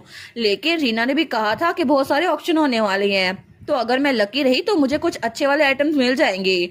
गोल नंबर 2 है कि हमारी फैमिली बिजनेस के लिए ओपन है। हमारी हेल्बन फैमिली तो हमेशा से दुनिया से कट के रही थी। मुझे मेक श्योर करना होगा कि हेल्बन दुनिया से गायब ना हो जाए, क्योंकि मेरी मेमोरी के हिसाब से जब भी मैं मर जाती थी तो मेहन स्टेट छोड़कर चला जाता था और डैड एक विलन बन जाते थे, क्योंकि डैड को चेक में रखने वाला कोई भी नहीं था, और हेल्बन आखिर में बिल्कुल बर्बाद हो जाता था। और अगर गोल नंबर 1 फेल हो गया तो हेल्बन की तबाही भी बस थोड़ी देर की बात है। लेकिन अभी इसके बारे में सीरियस होने की जरूरत नहीं है ना, पहले मुझे अपना गोल अचीव करना होगा, क्योंकि ये गोल अचीव करना थोड़ा इजी है। तो तब वो कमरे से बाहर निकलती है और जल्दी से भाग के आगे जा रही थी। तभी वहाँ मेहन के पास जाती है और उसकी शर्ट पकड़ते हुए कहती है मेहन। तो तब वो सोचती है जब तक मेहन यहाँ पे है ना डैड कभी भी पागल नहीं होंगे। तो तब वो कहता है एरल क्या हुआ? हमारी कहती है मेहन आपसे चाहे कुछ भी हो जाए तुम हेल्बन छोड़ के नहीं जाओगे, ठीक है? वो सोचती है हेल्बन तब तक बर्बाद नहीं होगा जब तक मेहन यहाँ पर है, वो हर एक चीज संभालता है। तो मेहन कहता है क्या? हमारी कहती है कभी भी इस जगह को छोड़ के ना जाना, तुम समझ गए ना, ये एक प्रॉमिस है। तो वो लोग पिंकी प्रॉमिस करते हैं। वो कहता है हाँ मैं समझ गया। हमारी सोचती है चलो एक मसला तो हल हुआ। और उसके बाद उसका फाइनल गोल था वो ये कि उसे अपने इर्द गिर्द लोगों के साथ बहुत सारी हैप्पी मेमोरीज बनानी थी। Mom, dad, child care unit और वो फ्रेंड जो चाइल्डहुड फ्रेंड गैदरिंग से थे, सबके साथ उसे हैप्पी मेमोरीज बनानी थी। और वो एक बार फिर से अपने कमरे में आ गई थी। वो सोचती है लेकिन मैं ऐसा करूं क्या, उनके साथ अच्छी मेमोरीज बनाऊं कैसे? मुझे तो खाना बनाना भी नहीं आता और ना ही मैं उनके साथ खेल सकती हूँ क्योंकि मैं बीमार हूँ। लेकिन मैं किस चीज में अच्छी हूँ? मुझे लगता है कि मैं कुछ ऐसा करूंगी जिसमें मैं अच्छी हूँ और और लोग खुश हो जाएंगे। और तभी उसे याद आता है जब पिछली बार उसने वायलिन प्ले किया था ना, तो सबने कहा था ये बहुत ज्यादा वंडरफुल परफॉर्मेंस है माई लेडी। हमारे सोचती है अरे हाँ, मुझे पता चल गया मुझे क्या करना है, मुझे बस यही करना होगा। तो एरिनल ने कुछ इनविटेशन भेजे थे और उसके बाद जब सब लोग आ गए थे तो उसने पियानो और वायलिन में से कुछ एक प्ले किया था। वो सोचती है ये तो हर किसी को बहुत ज्यादा खुश कर रहा है, मोजार्ट, बैच, चोपिन, मुझे हर रोज किसी ना किसी चीज में से कोई ना कोई प्ले करना होगा। और तब वो वहां पे पियानो प्ले कर रही थी, वो तो बड़ी ज्यादा अच्छे तरीके से प्ले कर रही थी, लेकिन वहां पर तो सारे उसको देखकर खुश हो रहे थे। वो सोचती है ताकि फ्यूचर में जब भी मुझे मेमोरीज याद आए ना, तो फिर सबके दिमाग में यही मेलोडी आई जो मैं बजा रही हूँ। तो थोड़ी देर बाद उसने पियानो प्ले कर दिया था। तो वहां पे मेड्स कहती हैं आखिर ये इतना अच्छा म्यूजिक कैसे प्ले कर लेती हैं। तो दूसरी कहती है ये तो हर रोज कोई नया म्यूजिक प्ले करती हैं। हमारा सोचती है मोजार्ट तो बहुत ज्यादा वंडरफुल है, लेकिन अभी भी मैं लॉन्ग पीसेस को प्ले नहीं कर सकती, लेकिन अच्छा लग रहा है। तो तभी वहां पर कोई कहता है मुझे पता था। हमारन कहती है क्या? वहां पे सीएल था, ट्विंस में से एक। वो कहता है मुझे पता था एरल। हमारन कहती है क्या हुआ? वो सोचती है सीएल यहाँ पर क्या बोल रहा है। तो वो कहता है एरिन तुम्हें पता है। हमारन कहती है क्या? वो सोचती है अब क्या है, मुझे तो बहुत अजीब लग रहा है, क्या तुम मेरा नाम प्रॉपरली बोल सकते हो? तो सीएल कहता है सेफ्रम ने रिसेंटली एक लार्जेस्ट आर्ट सेंटर ओपन किया है और हम सोच रहे थे कि स्टार्ट में स्पेशल ओपनिंग परफॉर्मेंस के लिए किसको बुलाएं। वो कहती है एक परफॉर्मेंस होने वाली है। तो सीएल कहता है बिल्कुल बिल्कुल, और मुझे लगता है उस स्पेशल परफॉर्मेंस के लिए एरिनल तो सबसे ज्यादा बेस्ट रहेगी। हमारा सोचती है हैं ये क्या? वो कहता है ये ऑब्वियस नहीं है कि हर किसी को ये ब्यूटीफुल परफॉर्मेंस देखनी चाहिए, चलो हम लोग मिल के कॉन्सर्ट रखते हैं और तुम वहां पे वायलिन प्ले करना। हमारे सोचती है कॉन्सर्ट, लेकिन क्या मैंने गलत इंसान को तो नहीं चुन लिया? मुझे इस इनविटेशन भेजना नहीं चाहिए था। अब ये आखिर मुझे लोगों के सामने प्ले करने का क्यों बोल रहा है? जब सीएल हमारी एरिनल को ऑफर करता है ना कि तुम वहां पर जाके परफॉर्म करना एक कॉन्सर्ट, तो हमारी हीरोइन बेचारी वो सोचती है मैंने इसके सामने परफॉर्मेंस की क्यों। तो सीएल कहता है एरिनल मुझे बताओ ना तुम इस बारे में क्या सोच रही हो। वो कहती है एक कॉन्सर्ट। वो कहता है बिल्कुल। तो सीएल कहता है वो आर्ट सेंटर वो तो प्रूड स्ट्रीट के बिल्कुल सेंटर में है और ये तो बहुत ज्यादा ग्रैंड और ग्लैमरस स्टेज होगा एरिनल। हमारी हीरोइन सोचती है प्रूड स्ट्रीट, ये तो वही जगह है ना जहाँ पर ऑक्शन रखी जाने वाली थी। मैं तो उस जगह पे नजर रख रही थी ताकि अगर कोई भी न्यू चीज आए जिसको मैं ढूंढ रही हूँ तो मुझे मिल जाए, मैं उसको खरीद लूं। लेकिन तभी वो उसका हाथ पकड़ते हुए कहता है अगर ये तुम हो ना एरिनल, तो मुझे पता है कि परफॉर्मेंस बहुत ज्यादा अच्छी जाएगी और हिस्ट्री में हर कोई तुम्हें याद रखेगा। लेकिन हमारी हीरोइन मना कर देती है। वो कहती है नहीं, मैं कॉन्सर्ट के लिए बिल्कुल मना करती हूँ और अपना हाथ छुड़वा लेती है। तो सीएल कहता है क्या सच में? आखिर तुम मना क्यों कर रही हो? तुम्हें पता है ना ये तुम्हारा इतना वंडरफुल म्यूजिक है, क्या तुम इसको छुपा कर रखना चाहती हो? हमारे उन कहती है क्या मतलब छुपा कर रखना चाहती हूँ? अभी तुम्हारे सामने परफॉर्म किया है ना।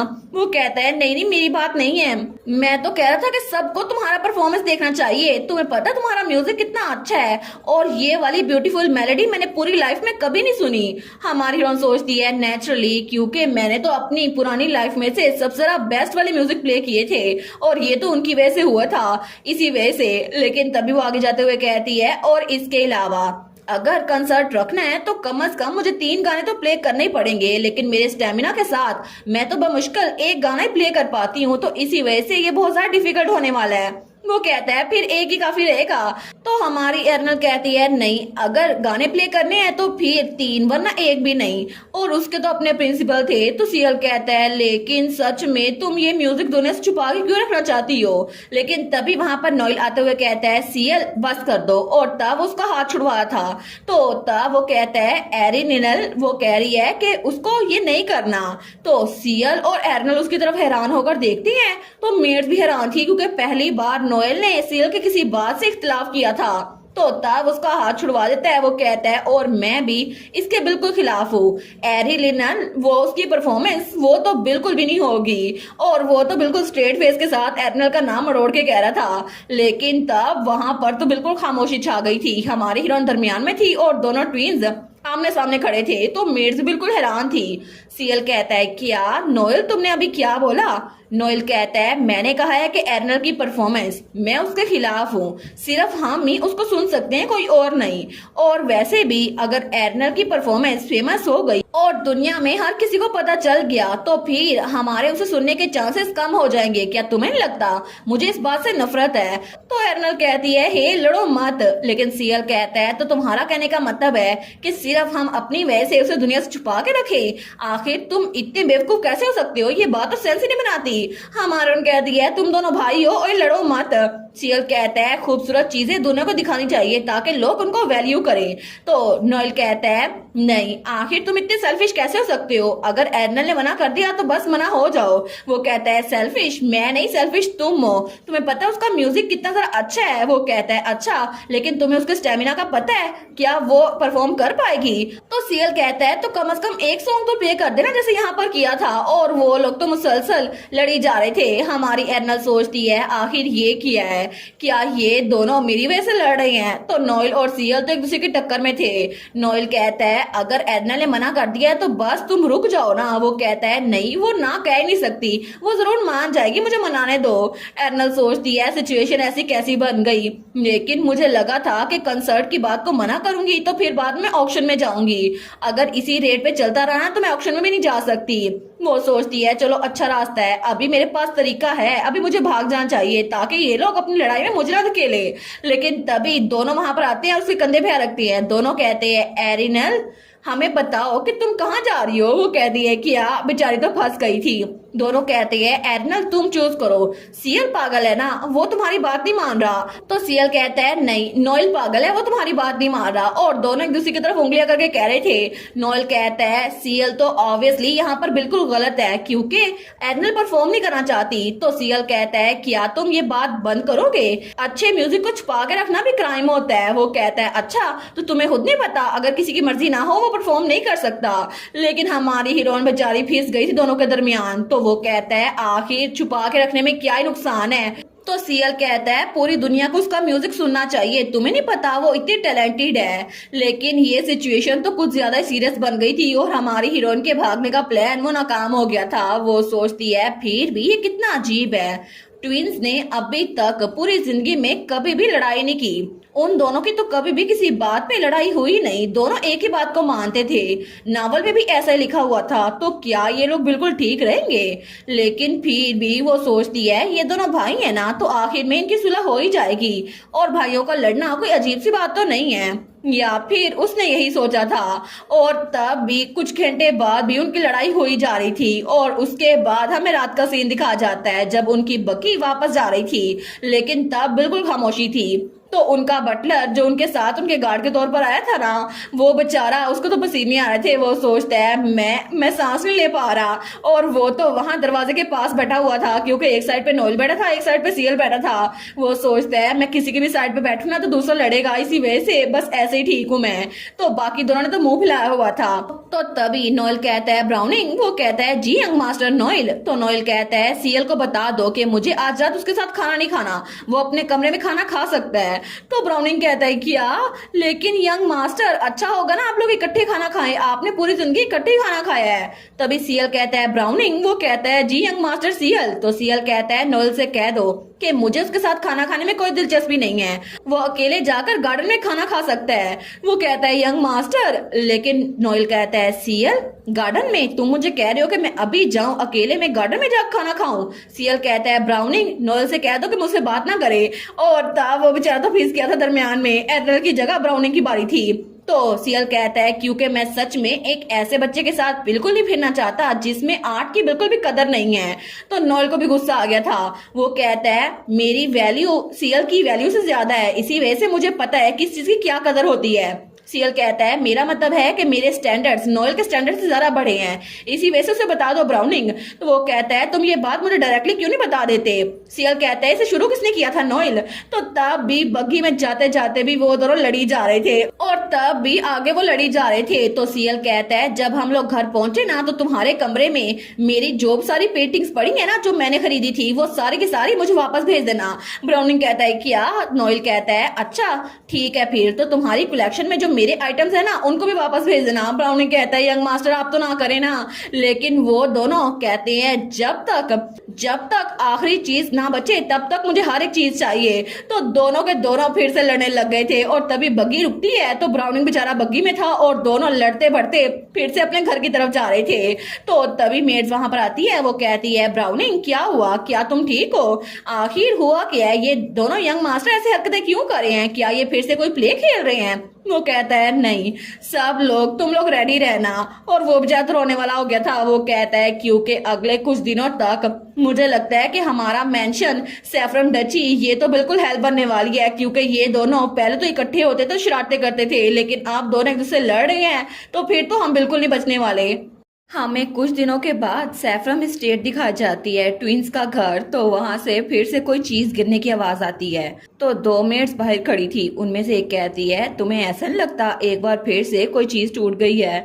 दूसरी कहती है मैं उम्मीद करती हूँ ये लोग मुझे जल्दी फायर कर दें। लेकिन तीसरी मेट तो बेहोश होने वाली थी तो उसको कोई संभालता है। वो कहता है हे क्या तुम ठीक तो हो ना, अपने आप पे काबू रखो। और वो मेट्स कहती है अगर तुम थोड़ा सा भी स्टैंड आउट कर गए ना तो फिर वो दोनों ट्विंस तुम्हारे पीछे पड़ जाएंगे, क्योंकि इस वक्त वो दोनों एक दूसरे लड़ रहे हैं।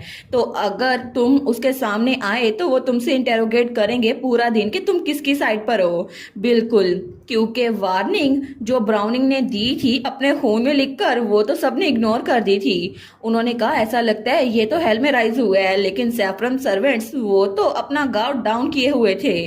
तो मेड सारी सोचती हैं यंग मास्टर उन्होंने लड़ाई की है तो फिर इसका मतलब है कि वो लोग प्रैंक्स खेलते हुए पूरा दिन इधर उधर नहीं भागेंगे, है ना। लेकिन जैसा उन्होंने एक्सपेक्ट किया था ना उनकी एक्सपेक्टेशंस के बिल्कुल उलट ट्विंस तो बहुत ही ज्यादा डिवाइड हो गए थे। तो उनमें से एक के हाथ में रिवॉल्वर पकड़ा हुआ था और दूसरे के हाथ में तलवार पकड़ी थी और दोनों एक दूसरे पे हमला कर देते हैं। तो नोएल कहता है चलो आ जाओ सीएल। सीएल भी कहता है तुम भी आओ नोएल। और वो लोग तो एक नए तरह का स्टॉर्म सैफरन डची में ला रहे थे। तो नोएल कहता है मेरी तलवार जरा स्ट्रॉन्गर है। तो सीएल कहता है बिल्कुल भी नहीं, मेरा रिवॉल्वर वो ज्यादा थ्रेट वाला है। तो वहां पर ब्राउनिंग और उसके साथ एक मेड खड़ी थी, वो कहती है सर ब्राउनिंग हम लोग क्या करें। तो बेचारा ब्राउनिंग तो रोने वाला हो गया था। वो कहता है कौन था वो जिसने दोनों यंग मास्टर के सामने ऑक्शन की लोकेशन को लीक कर दिया। और जो तलवार नोएल के हाथ में थी ना वो तो 800 मिलियन गोल्ड की थी और जो रिवॉल्वर सीएल के हाथ में था वो 400 मिलियन गोल्ड का था। और दोनों ही आपस में लड़ रहे थे, लेकिन बेचारा ब्राउनिंग दरमियान में फिस गया था। और एक बार फिर से इसी तरह सैफरन ड्यूकल फैमिली में उन दोनों की फाइट शुरू हो चुकी थी। काफी ज्यादा दिन गुजर गए तो हमें सुबह का सीन दिखाया जाता है 10 बजे राउंड 1, जहां पर दोनों की स्टडी होनी थी। लेकिन तभी दोनों गुस्सा करके बैठे हुए थे। तो नोएल कहता है सीएल के इर्द गिर्द होते हुए मैं बिल्कुल भी कामली रीड नहीं कर सकता।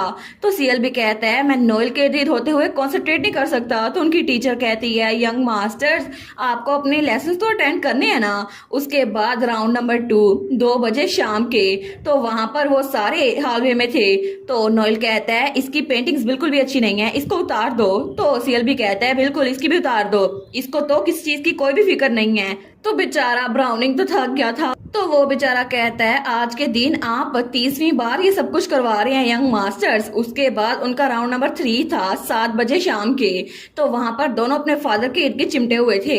तो वो कहता है डैड आप मेरे साथ कार्ड्स खेलने वाले हैं ना। तो दूसरा कहता है नहीं डैड मेरे साथ डिनर करने वाले हैं। वो कहता है नहीं सीएल के साथ नहीं। दूसरा कहता है नहीं नोएल के साथ नहीं। और दोनों ही लड़ रहे थे। वो कहते हैं मेरे साथ ये डैड खाना खाएंगे, लेकिन उनका डैड बेचारा पछता रहा था कि पता नहीं मैं इधर आई क्यों गया हूँ। तभी वो दरवाजे की तरफ देखता है तो वहां पर ब्राउनिंग छुप के उनको देख रहा था। वो कहता है आखिर मेरे बेटों के साथ आज मसला क्या है। तो बेचारा ब्राउनिंग एक चिट पर लिखता है वो लोग कुछ दिनों पहले हेल्बन स्टेट में लड़के आए थे इसी वजह से, और हमने तो हर एक तरीका इस्तेमाल करने की कोशिश की है लेकिन कुछ भी काम नहीं किया। सारे के सारे इस बात से थके हुए हैं। एज एक्सपेक्टेड सिर्फ एक ही तरीका हो सकता है। तो उसका फादर उसको बड़ा घूर के देखता है, जिसका मतलब था बिल्कुल जो भी तरीका है ना उसको जल्दी से जल्दी पूरा करो, मैं तो इस तरह मर जाऊंगा। तो ब्राउनिंग बेचारा उसकी हेल्प भी बुरी थी। वो कहता है जी और ग्रेस। तो जैसे ही वो कमरे से बाहर आया था ना उसके पीछे मेड थी। वो कहती हैं सर ब्राउनिंग हिज ग्रेस ने क्या बोला। वो कहता है उन्होंने कहा है कि हमें हेल्प लेनी होगी, जल्दी से इमरजेंसी डिस्पैच लेटर वो तैयार करो। तो वो मेड कहती है क्या हेल्प, लेकिन किससे? तो ब्राउनी कहता है और किससे, इकलौती इंसान पूरे एम्पायर में है जो कि यंग मास्टर्स को चेंज कर सकती है, और वो इंसान उसका नाम लेते हुए वो दोनों थकते नहीं हैं और दोनों ही एरनल का नाम लेते रहते थे। तो वो मेड्स कहती हैं अच्छा वो यंग लेडी, लेडी एरिनल। तो हमारी हीरोइन दूसरी तरफ अपने घर बैठी हुई थी, जिसको वो लेटर मिलता है तो वो उस लेटर को पढ़ती है। वो सोचती है मैंने एक्सपेक्ट किया तो था कि ये सब कुछ होगा, वो लोग लड़ाई करेंगे, लेकिन ये तो कुछ ज्यादा ही है। मुझे तो वहां के मेड्स और सर्वेंट्स ऐसे लेटर भेज रहे हैं जैसे वो किसी आइलैंड पे फंसे हों और एसओएस का निशान भेज रहे हो कि हमें बचा लें। बेसिकली वो लोग तो दुहाइयां दे रहे हैं मैं उनकी जान बचा लूं, लेकिन अगर मुझे सोल्यूशन पता होता तो मैं ये सब कुछ पहले ही कर देती ना जब वो हमारे घर में थे। तो वो सोचती है उनके हिसाब से तो मैं खुद एक और आइलैंड पे फंसी हुई हूँ, सॉरी लेकिन मैं खुद गुम हूँ, मैं खुद कुछ नहीं कर सकती। तो एरनल सोचती है फिर भी मुझे लगा नहीं था कि इतने दिनों तक उनकी फाइट चलेगी। आई सपोज ये बेस्ट है कि वो लोग जल्दी से रिकॉन्साइल हो जाएं। तभी वहां पर कोई अपना पेपर रखता है, तो वो था हमारा मेहन जो उसी के पास बैठा हुआ था और तब वो कुछ डॉक्यूमेंट्स पढ़ा था। वो कहता है एरिनल अगर तुम्हें हार्ड टाइम मिल रहा है तो क्या मैं तुम्हारे लिए इस मसले को हल कर दूं? और वो तो बड़ा क्यूट लग रहा था चश्मे में। हमारी एरिनल कहती है मेहन क्या तुम्हें पता है कि ट्विन्स आपस में सुलह कैसे कर सकते हैं? वो कहता है सुलह? हमारी सोचती है एज एक्सपेक्टेड मेहन तो बहुत ही ज्यादा ब्रिलियंट है, उसको जरूर कुछ ना कुछ पता होगा, वो तो बड़े प्यार से देख रही थी। तो मेहन कहता है मुझे तो सुलह के बारे में कुछ नहीं पता, लेकिन मुझे पता है कि अननेसेसरी एलिमेंट्स को कैसे रिमूव करती हैं, उनके मेथड्स। और वो तो बड़ा डरावना लग रहा था उस वक्त। हमारी सोचती है क्या आखिर इस कंक्लूजन पे कैसे पहुंचा? वो कहता है अनफॉर्चुनेटली मेरे पास लोग की सुलह करवाने का कोई एक्सपीरियंस नहीं है। एर्नल कहती है सच में? वो कहता है बिल्कुल, क्योंकि सिर्फ इकलौता दोस्त जो मेरा अभी तक था ना वो मेरे सामने बैठा है और वहां पे हमारा ड्यूक था जो कि आराम से सोफे पे लेटा हुआ चिल कर रहा था। तो ड्यूक कहता है मुझे तो ये सुनकर बहुत ज्यादा बुरा लगा, आखिर मैंने तुम्हें कब रोका था कि तुम दूसरे दोस्त ना बनाओ? तो मेहन कहता है अगर तुमने मुझे रोका नहीं था तो फिर वो क्या था? क्या तुम हमेशा जो भी मेरे पास आने की कोशिश करता था मुझसे दोस्ती करने के लिए उसको बिहाइंड द सीन डराने देते थे? और बचपन का सीन उसे याद आता है जब वो लोग हाईवे में से गुजर रहे थे, लेकिन ड्यूक तो बाकी लोग को बड़े घूर के देखता है तो बाकी बच्चे उसके पास आते ही नहीं है। तो ड्यूक कहता है वेल वो तो इसलिए था ना क्योंकि वो सारे के सारे बहुत ज्यादा वेडो थे। तो मेहन कहता है अच्छा मुझे लगता है कि तुम्हें देखकर तो कोई भी आम सा इंसान भी भाग जाएगा। हमारन कहती है बेचारा मेहन, लेकिन तब वो कहता है फिर भी मेरे इंटरपर्सनल रिलेशनशिप वो अभी भी हिज ग्रेस से बहुत ज्यादा बेहतर है। तो हमारी कहती है हाँ ऐसा लगता भी है। तो ड्यूक वलैरन की तरफ आने लगता है। वो कहता है लेकिन अगर डैड अपना माइंड सेट कर लेते ना तो मेरे सैकड़ों बल्कि हजारों दोस्त बन सकते थे। मैं तो बस अपनी फोक्स लाइफ वाइफ और अपनी रैबिट जैसी बेटी के साथ बहुत ज्यादा बिजी था, इसी वजह से दोस्त नहीं बना पाया। तो वो उनके बिल्कुल पास आके बैठ गया था, दोनों कोई सोफे के बिल्कुल साथ खेलता है। वो दोनों कहते हैं तुम तो बहुत ज्यादा क्लोज हो। तो वो एर्नल से कहता है अच्छा मुझे बताओ क्या तुम्हारा कोई ऐसा दोस्त नहीं है जिसके और भी बहुत सारे दोस्त हों और उसके पास अच्छी सोशल स्किल्स हो? तुम्हें तो इस बारे में जरूर पता होगा है ना?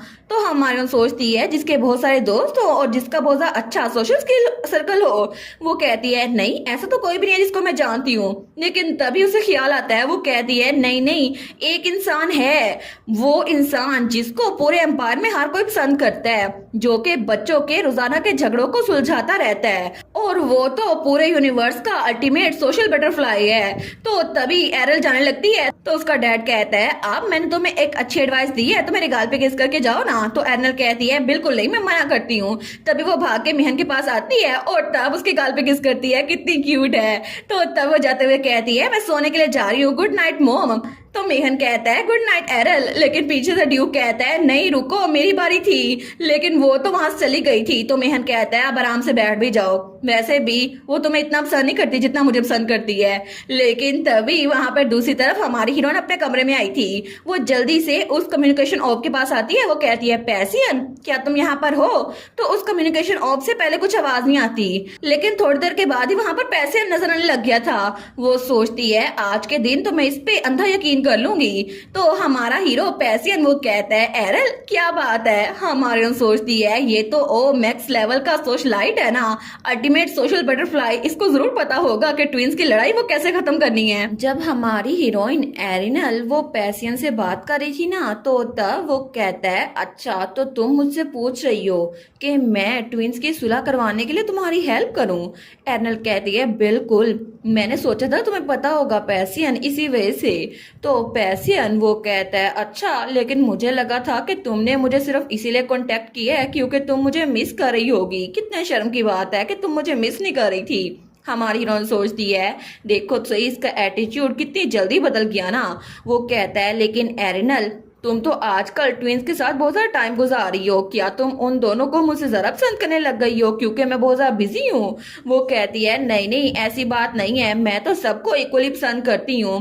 तो तब वो कहता है वेल, अगर एरल उनके बारे में फिक्र कर रही है तो फिर मुझे इनमें कदम बढ़ाना ही होगा। वो कहती है सच में, तो क्या तुम्हारे पास कोई स्पेशल मेथड है या ऐसा ही कुछ।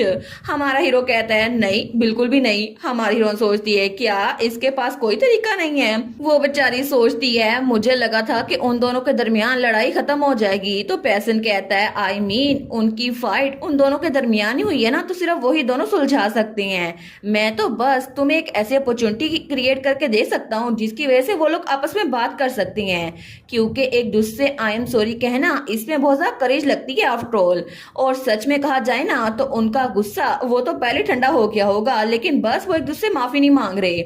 हमारी हीरोइन कहती है करेज। तो पैसियन वो उस कम्युनिकेशन ऑफ से कहता है बिल्कुल, मोर इम्पोर्टेंटली एरल उन लोग को थोड़ी देर के लिए भूल जाओ और मुझे ये बताओ अभी जो फेस्टिवल आ रहा है क्या तुम उसमें मेरे साथ चलोगी। सिर्फ हम दोनों जाएंगे, बहुत ज्यादा मजा आएगा। हमारा क्राउन प्रिंस पैसियन तो बड़ा खुश था। तो एरल कहती है एक मिनट पैसियन, तुम तो जीनियस हो। वो कहता है क्या, मैंने ऐसा क्या कह दिया। तो हमारी हीरोइन कहती है बिल्कुल यही बात है, मैंने पहले क्यों नहीं सोचा। हम सबको इकट्ठे फेस्टिवल में जाना चाहिए, मैं ट्विंस को वहां पर ले जाऊंगी जहां पर वो लोग इकट्ठे बात कर सकते हैं। तो हमारा हीरो कहता है क्या, लेकिन रुको। वो कहती है वहां जाकर कितना मजा आएगा ना, वहां जाने के बाद तो सबका मूड ही चेंज हो जाएगा। मुझे पता है वो लोग आपस में सुलह कर भी लेंगे और एक दूसरे से माफी भी मांग लेंगे, है ना। तो क्राउन प्रिंस पैसन कहता है रुको एर्नल, मेरा ये मतलब नहीं था। वो कहती है मुझे तुमसे स्टार्ट से पूछ लेना चाहिए था पैसियन, थैंक यू सो मच। और उसने कॉल काट दी थी। हमारा क्राउन प्रिंस पैसियन वो तो अपना सर पकड़ लेता है। वो सोचता है मैं तो उससे कह रहा था हम दोनों जाएंगे, लेकिन ये जैसा मैंने सोचा था ना बिल्कुल भी वैसा नहीं हुआ। और उसके बाद डायरेक्ट हमें फेस्टिवल का सीन दिखा जाता है जहां पर बहुत सारे और भी लोग थे और वहां पर बहुत सारे स्टॉल्स लगे हुए थे। तो कोई कहता है यहाँ से देख के जाएं, और वहां पर तो कुछ कॉस्ट्यूम्स में भी बलून्स बेच रहे थे, बहुत सारे लोग थे। तभी हमारी एर्नल तैयार होकर वहां पर आती है और बहुत ही सारा क्यूट लग रही थी। वो सोचती है ठीक है सबसे पहले मुझे इन दोनों को आमने सामने लाना होगा। तो तब सीएल कहता है क्या ये यहाँ पर क्या कर रहा है। तो नोएल भी कहता है आखिर ये यहाँ पर क्या कर रहा है। और दोनों ने एक दूसरे को देख लिया था। दोनों ट्विंस कहते हैं आखिर ये यहाँ पर क्यों है एरिनल। हमारी हीरोइन सोचती है मैंने दोनों को बताया नहीं है कि दूसरा भी आने वाला है, लेकिन वो दोनों कहते हैं एरिनल क्या तुमने सीएल को भी इनवाइट किया। तो सीएल कहता है एरिनल तुमने नोएल को भी इनवाइट किया, तुम्हें मुझे पहले बता देना चाहिए था। वो सोचती है आखिर मैं इनका मूड लाइट अप कैसे करूं। तो तभी वहां पे कोई आते हुए कहता है ओए तुम दोनों। तो हमारी एर्नल और ट्विंस वहां पर देखते हैं तो वहां पे हमारा क्राउन प्रिंस और उसका कजन हारून आया था। तो तब हारून हमेशा की तरह बिल्कुल खामोश था। तो क्राउन प्रिंस कहता है अगर तुम लोग को यहाँ पे नहीं रुकना तो वापस चले जाओ। और वो ट्विंस के पास आके कहता है हम लोग यहाँ पर मजा करने के लिए आए हैं, लड़ाई करने के लिए नहीं। अगर तुम लोग को ये जगह अच्छी नहीं लग रही तुम लोग जा सकते हो। तो दोनों कहते हैं नहीं मुझे तो नहीं जाना। तो दोनों ही हमारी एर्नल का एक एक बाजू पकड़ लेते हैं। वो कहते हैं क्योंकि एर्नल ने मुझे पहले इन्वाइट किया था फेस्टिवल में। हमारी सोचती है मेरा बाजू तो छोड़ दो, दोनों ही पीछे पड़ गए हैं। तो दोनों कहते हैं है ना एर्नल। तो दोनों को देख के हमारा क्राउन प्रिंस पैसे अपनी तलवार निकाल लेता है। वो कहता है मैंने अपना माइंड चेंज कर लिया है, अभी के अभी निकलो, तुम दोनों यहाँ से निकलो। तो वो तलवार लेके उन दोनों को पीछे भाग रहा था। तो सीएल और नोएल भागते हैं। वो कहते हैं योर हाइनेस आप ये क्या कर रहे हैं, हम यहाँ पर फाइट करने के लिए बिल्कुल नहीं आए, लेकिन पहले खुद तो तुमने कहा था अगर तुम्हें अच्छा नहीं लग रहा तुम निकल जाओ, तो तुम निकलो ना यहाँ से। तो वो तो उन दोनों ट्विंस के पीछे भाग रहा था, लेकिन पीछे हमारी हीरोइन और हारून रह गए थे। तो हमारी एर्नल कहती है बहुत दिनों बाद देख रहे हैं ना हम ऐसी साइट। हारून कहता है बिल्कुल। तो वो कहती है अरे हाँ हारून थैंक यू इतने शॉर्ट नोटिस पे आने के लिए। तुमने ट्विंस के बारे में सुन लिया ना पैसियन से? वो कहता है हाँ मैं तुम्हारी हेल्प करूंगा। तो एर्नल कहती है एज एक्सपेक्टेड हारून तो बहुत ज्यादा स्वीट है, मुझे आइडिया नहीं था कि तुम क्या सोच रहे हो। लेकिन तब उसके बाल सहलाती है तो दूर से ही पैसियन उनको देखता है जो कि ट्विंस को घसीट के ला रहा था और वो तो जेलस हो रहा था। वो कहता है मैं सच में उम्मीद कर रहा था ये लोग यहाँ पर ना आए। तो हमारी हीरोइन कहती है पैसियन तुम भी यहाँ पर आओ ना, चलो हम लोग वॉक करते हैं। तो वो खुश हो गया था, वो कहता है ठीक है चलो चलते हैं। तो पीछे बेचारे ट्विंस, उनके सर पे तो चोट लगी हुई थी। वो कहते हैं हिज हाइनेस कितने स्केरी हैं। दूसरा भी कहता है वो तो टू फेस क्राउन प्रिंस है ना, एडमिरल के सामने कैसा बनता है। तो हमारा पैसन जाते हुए कहता है मैं तो वहां पे तुम्हारे साथ घूमना चाहता हूँ एर्नल। लेकिन पीछे दोनों ट्विंस रह गए थे तो दोनों की नजर एक दूसरे टकराती है और एक बार फिर से वो दोनों एक दूसरे नाराज हो गए थे। वो कहता है मुझसे बात ना करो सीएल। तो सीएल कहता है तुम भी मुझसे बात ना करो नोएल। और दोनों फिर से आगे की तरफ भागते हैं। हमारी हीरोइन सोचती है ये ट्रबल मेकर्स, इनकी लड़ाई अभी तक खत्म नहीं हुई। फिर भी वो वहां पर देखती है, वो सोचती है ट्विंस के लिए हम लोगों ने ये मीटिंग अरेंज की थी लेकिन यहाँ पर मेरे सारे दोस्त हैं। तो हारून भी ट्विंस के पीछे भागता है। वो सोचती है फिर भी मुझे कितना अच्छा लग रहा है, ये तो जितना मैंने एक्सपेक्ट किया था ना उससे भी ज्यादा अच्छा है। मैं अपने सब दोस्तों के साथ यहाँ पर आई हूँ और ये तो बहुत ज्यादा एक्साइटिंग है। तो तब हमारी हीरोइन कहती है पैसियन। वो कहता है हाँ। तो हमारी हीरोइन कहती है तुम्हें पता है मैं पहली बार यहाँ फेस्टिवल में आ रही हूँ और मैं पहले कभी भी किसी फेस्टिवल में नहीं गई। हमारा हीरो उसको देखता है, वो कहता है सच में तुमने पहले कभी कोई फेस्टिवल अटेंड नहीं किया? वो कहती है बिल्कुल, क्योंकि अडल्ट्स के बगैर मैं पहली बार मैंशन छोड़ के भी आ रही हूँ और पहले तो मैं थोड़ी सी मूवमेंट करने से भी होश हो जाती थी लेकिन ये तो मैं पहली बार ऐसे आ रही हूँ। तो ट्विंस उसको देखते हैं, दोनों ही हैरान थे। तो एर्नल कहती है अरे हाँ मिहन ने मुझे कुछ पॉकेट मनी भी दी है तो हम लोग इसके बाद कुछ डिलीशियस खाने के लिए लेंगे, ठीक है? तो उसकी बात सुनकर ट्विंस भी वहीं पर रुक गए थे, हारून भी और हमारा क्राउन प्रिंस पैसियन भी। चारों के चारों उसको बड़े प्यार से देख रहे थे जैसे उनको उस पर रहम आ रहा था। हमारी हीरोइन कहती है तुम सारे के सारे मुझे ऐसा क्यों देख रहे हो? तो सारे के सारे आके उसे गले लगा लेते हैं। वो कहते हैं बेचारी एर्नल कभी भी अपने घर से बाहर नहीं निकली। तो सारे कहते हैं आज हम लोग अच्छा बिहेवियर शो करेंगे। सीएल भी कहता है मैं आज अच्छा बच्चा बन के रहूंगा। नोएल भी कहता है ठीक है हम तुम्हें तंग नहीं करेंगे। तो क्राउन प्रिंस पैसन कहता है एरल हम सबसे पहले क्या करें, कुछ भी पिक करो। वो सोचती है ये इन लोगों को इतना रहम क्यों आ रहा है मुझ पे। वेल अगर ये लोग कोऑपरेट करें ना तो और भी बेहतर हो जाएगा। वो कहती है ठीक है तो क्या हम लोग ये सारी दुकानें देख सकते हैं? वो कहते हैं ऑफ कोर्स। और सारे के सारे आगे जा रहे थे। तो सबसे पहले वाले स्टॉल पे वो पहुंचे थे जहां पे बलून्स को पॉप करना था। तो वहां पे बहुत सारे बलून्स थे। तो वो दुकानदार कहता है सारे बच्चे यहाँ पर आ जाओ। हमारी हीरोइन जो कॉटन कैंडी खा रही थी ना वो कहती है तुम लोग ये ट्राई करो। लेकिन तब नोएल, सीएल और हमारा क्राउन प्रिंस पैसियन तीनों तैयार हो गए थे और उन्होंने तो वहां पे सारे के सारे बलून्स फोड़ डाले थे। और बेचारा दुकानदार उसकी टोपी भी नीचे गिर जाती है और उसकी पूरी की पूरी दुकान पे बलून्स खत्म हो गए थे और सारे खिलौने वो जीत कर हमारी एर्नल को दे रहे थे। पीछे हारून के पास एक था, वो सोचता है मैं इसका क्या करूं। और थोड़ी देर के बाद हमारी एर्नल को वहां पर मैजिक टावर नजर आता है। वो कहती है वाओ स्काई टावर, ये तो कितना करीब है ना। तो सीएल और नोएल का बिजनेस मूड ऑन हो गया था। तो सीएल कहता है मैंने सुना है कि यहाँ पर बहुत सारे टूरिस्ट आ रहे हैं ताकि वो उसको एक बार देख सके। नोएल भी कहता है मुझे लगता है कि यहाँ पर मैजिक टावर की मर्चेंडाइज बहुत ज्यादा होने वाली है। तो तब हमारा क्राउन प्रिंस कहता है हारून तुम्हें क्या लगता है क्या तुम इस पत्थर को काट सकते हो? वो कहता है नहीं ये डिफिकल्ट रहेगा।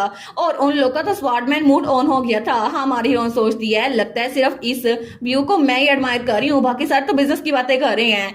तभी वहां पर सीएल को बहुत ज्यादा खुशबू आती है। वो कहता है वाओ देखो सही वहां पे खाना बिक रहा है और वहां पे सिर्फ 10 सर्विंग रह गई थी लिमिटेड बैच में से। वो कहता है मुझे खाना है, मुझे सच में खाना है। तो हमारा क्राउन प्रिंस कहता है क्या हम लोग जाकर वो खरीदें? और एरल तुम्हें तो थोड़ा सा रेस्ट चाहिए होगा। तो सीएल कहता है बिल्कुल ये अच्छा लग रहा है हारून, चलो हम भी चलते हैं। हारून कहता है ठीक है। तो हमारा क्राउन प्रिंस पैसन कहता है एरिनल तुम भी खाने वाली हो है ना? वो कहती है हाँ मुझे छोटा सा ला देना। तो हमारा हीरो कहता है ठीक है, लेकिन तब उसके कान में कहता है और सीएल के बारे में क्या? तो हमारी हीरो आहिस्ता आवाज में कहती है उसने पहले नोएल से बात की थी, अब नोएल की बारी है, वो खुद बात करेगा। हमारा हीरो कहता है ठीक है मैं समझ गया।